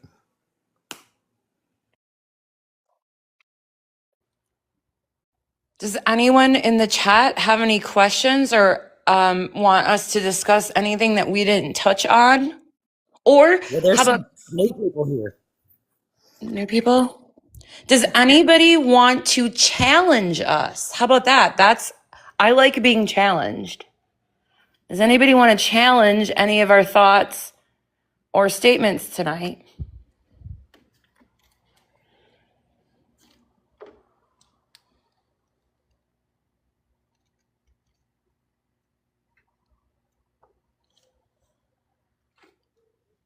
Dang it, I really like a good challenge.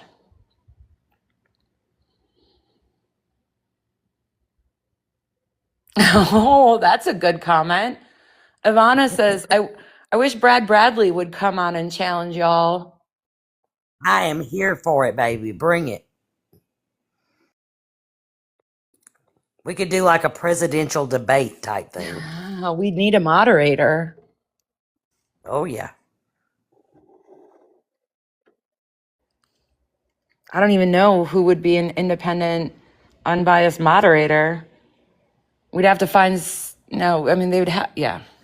Do you think he would look like a fool? Ivana says, I think he would look like a fool. I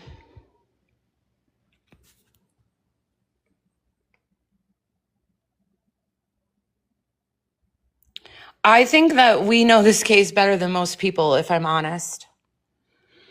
Puka, thank you for being here. You have a great night. Get some sleep. Ivana says he has a lot of supporters, but many thinks his whole family is full of it.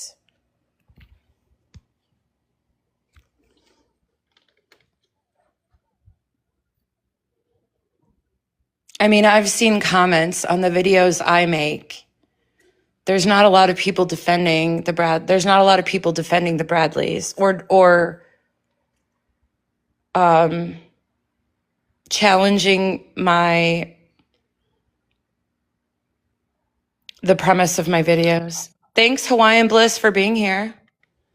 Yeah, good night, Hawaiian. Hawaiian says, thanks for continuing the research. No problem. We're obsessed. Amie deserves people to be obsessed with this case.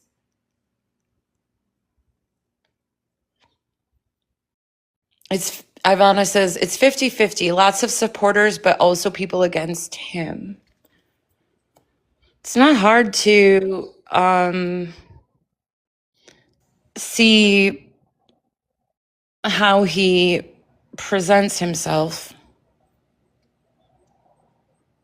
Ivana says, when the Netflix come out, he had supporters, and as he kept opening his mouth, people went against him. Right, yes.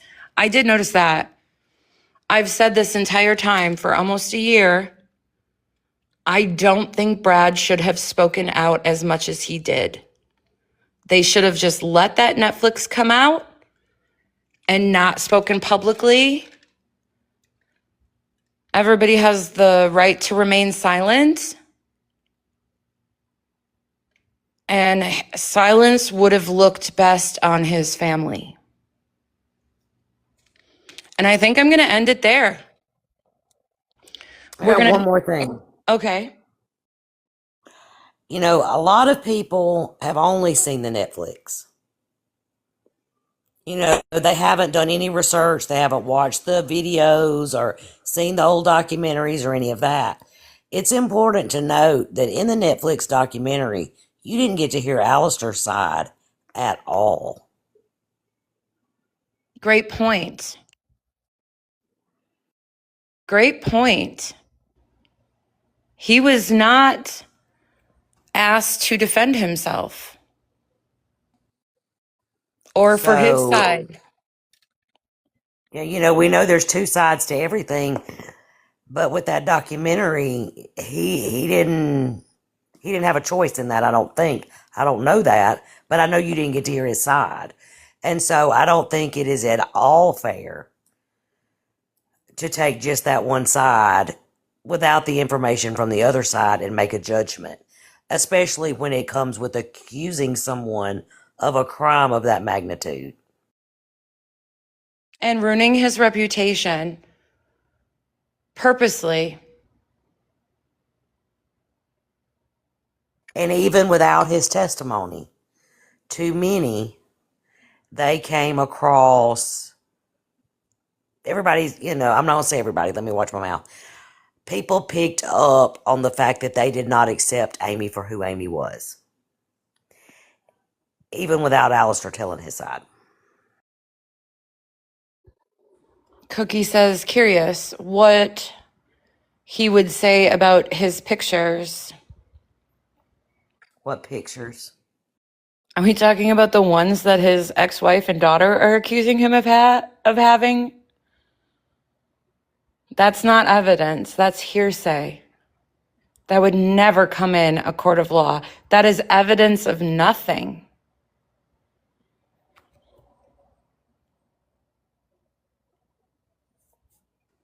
I would figure he would have pictures. Everybody did in the 90s. I have shoe boxes full of photos because we didn't have phones in the 90s. Yep.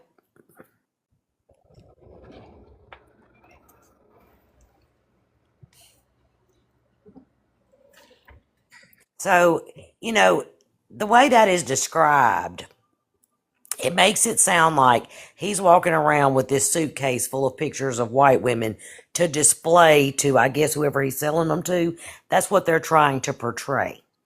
Take your phone and see if you have any pictures of people of the opposite sex, or if you're in a same-sex relationship, do you have pictures of other men or pictures of other women on your phone? Because it's the same thing.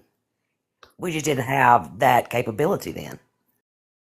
Yeah, I think it's nothing. I think the claim about the photos is just casting shade. I'm going to put that on the list. What do we call it? The suitcase of photos. Does that fit on the list, guys? I mean, sure. That's just how we put anything on the list, but that's just how I see it because I remember the 90s. Same. And I still have my photos from the 90s. Cookie, I'm not sure I understand the question.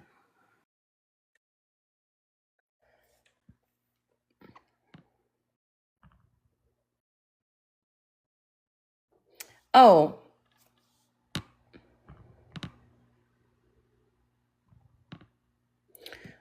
Well, let's start with Cookie. Cookie says, if the Bradleys did know, did they conveniently make up this story about the cab driver to cover? Yes. Oh, cab driver. Oh, yeah. They totally made that guy up. That guy was never interviewed by the FBI. That guy was never interviewed by anybody. All we know is his name is quote unquote Deshi. I went to Curacao in May. I talked to a bunch of people. The locals say that Deshi is not a name in that culture. If he said his name was Deshi, it had to be a nickname, but that's a weird nickname to have because there is a common phrase in Curacao, in Papiamentu, and it's douchey, D-U-S-H-I. There's a giant sign in the center of town that says douchey, and it means a lot of things. It means delicious, cute, honey, baby. Hey, douchey. Hey, cutie. Hey, honey. Hey, douchey. Like, it's not a name. It's more of a concept. Douchey. And they say this man's name is Deshi. It's not a name. Cookie's right. Because this was just outside of the press conference. Okay, so they have this press conference and they walk outside and Ron is supposedly approached by this guy. And he didn't tell a cop the first. Does that make any sense? The Bradleys have never once gone to the Curacao police. Never once.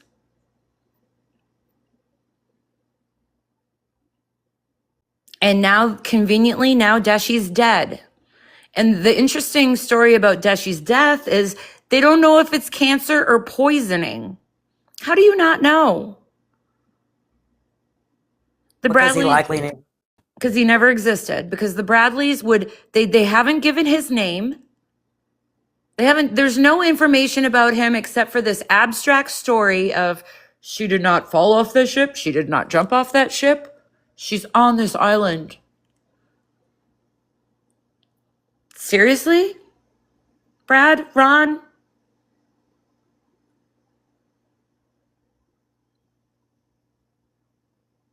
Produce the witness. Produce the witness, Ron. Produce the witness, Brad. Ivana says, so who keeps look on Amie is missing website during anniversaries, birthdays, holidays? Is this made up? I don't know, but I just believe that the Bradleys have had so many discrepancies, inconsistencies, and shifting timelines that if they had a credit, if they had a credit score, think about your credit score. If the Bradleys had a credit score in regards to this case, it would be in the negatives. I have my own opinion on that, Ivana. You can get a VPN, which Amie Bradley's website has a VPN. Most any credible site does. But you can yourself get a VPN right now where you're sitting and go on a site. And if you want to be in Barbados, that's where your VPN will be. You can make it look like you're anywhere on the globe, right there where you are. Yeah, a lot of people use them. I use a VPN because I like Channel 4 in the UK. Well, I live in the US, so I don't get Channel 4. And if I use a VPN and I pretend I'm in the UK, I can access it.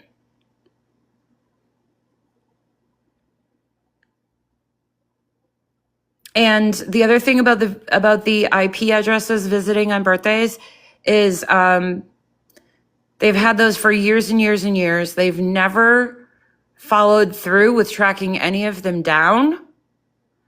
And IP addresses expire.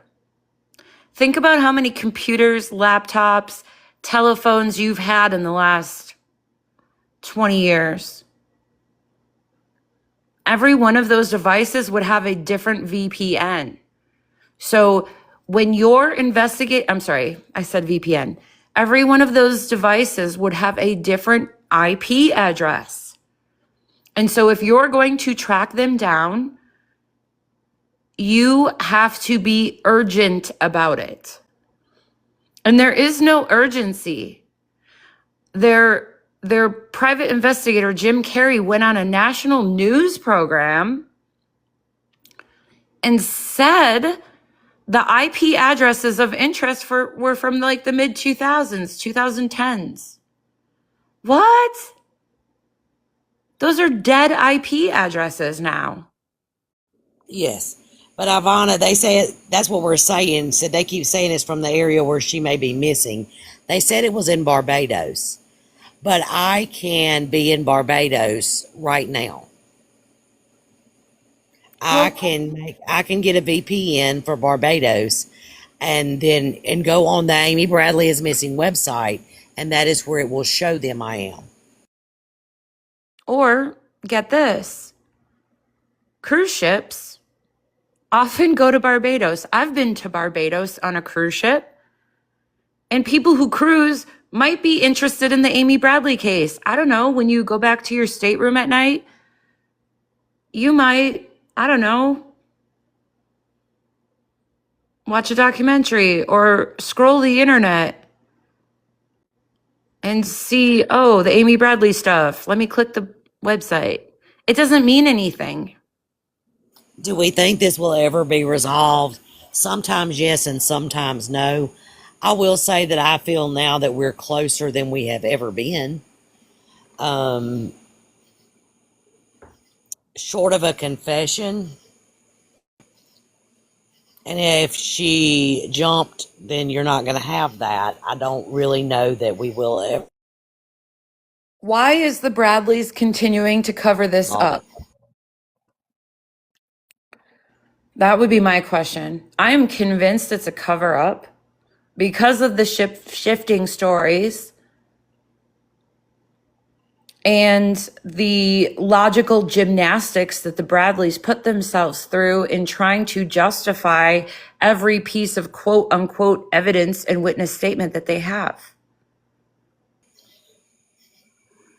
They're not intellectually honest with themselves. No, but you know as well as I do that people who feel like they have to be in control of everything also feel like they're more intelligent than everyone else. And they underestimate the intelligence of the rest of the population. Facts. Why do they keep this up? I believe it's one of two reasons. One, either one of them did something to her. We don't want to say that. We don't even want to think that. Or suicide then carried as much of a stigma as being gay. And I don't think Ivy Bradley wants that stigma in her perfect family. And it is a sin in a lot of religions too. Self-unaliving is a sin in a lot of religions. And also, Ron Bradley was a life insurance salesman, and self-unaliving is not a reason to pay out a policy. So if they wanted to collect a policy, self-unaliving would never work to cash that out.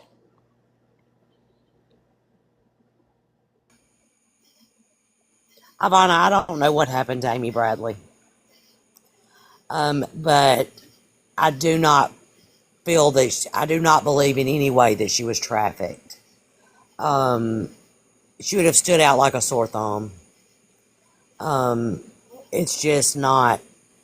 And just think about things like the Deshi thing. Okay, so Ron said that he told them these places to look. So they go and they go in this abandoned place, and there's Marlboro Lights and there's Tic Tacs. Well, Amie liked Tic Tacs. Was Amie there? So now, not only have these kidnappers purchased her some jeans because she didn't have them when she left, I guess while they was at the store, they let her get them some Tic Tacs for her breath. It's not logical. It's That's all not how that works. it's all a stretch. It's all a stretch.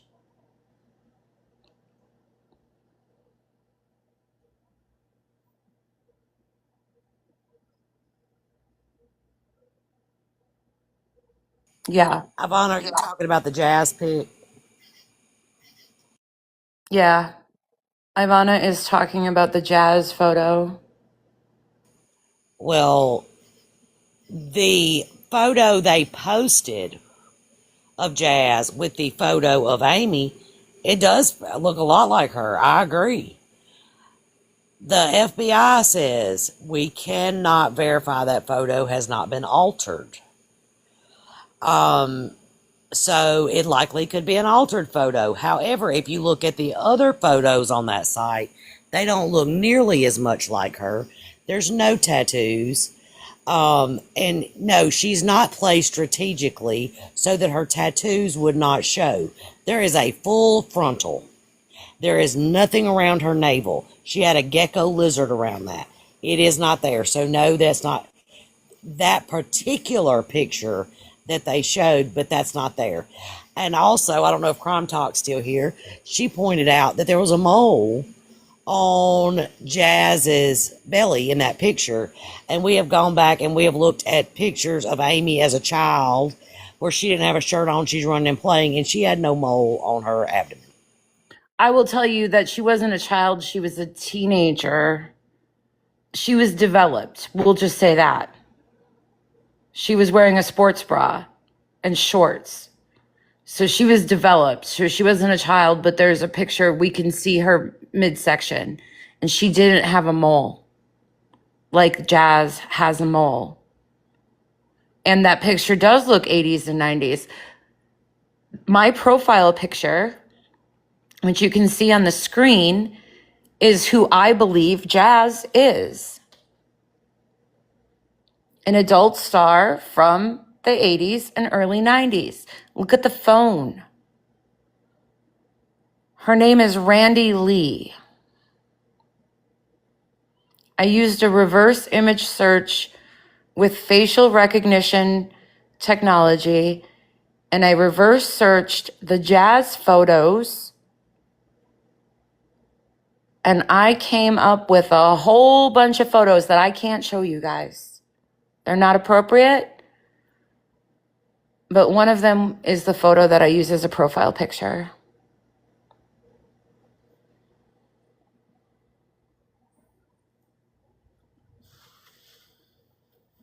But it's almost 9:30. We went about a half an hour over. Yeah, we got to work tomorrow. We have to work tomorrow. But I'm so glad that all of you joined. I'm so glad that there was such thoughtful questions, respectful discourse, and I can't wait to do it again. We're going to have more lives like this. Aw, thanks, Ivana. Thanks, Ivana. I enjoyed it very much. Yeah, it was so much fun. All right, everybody have a great night. Yep. Have a good Talk to week. y'all later. Have a Yes. good week. Nobody oversleep tomorrow. Oh, God. Okay. I'm no promises on that one. All right, good night. Good night, Mass. Good night, Night. Ivana. Good night, Cookie.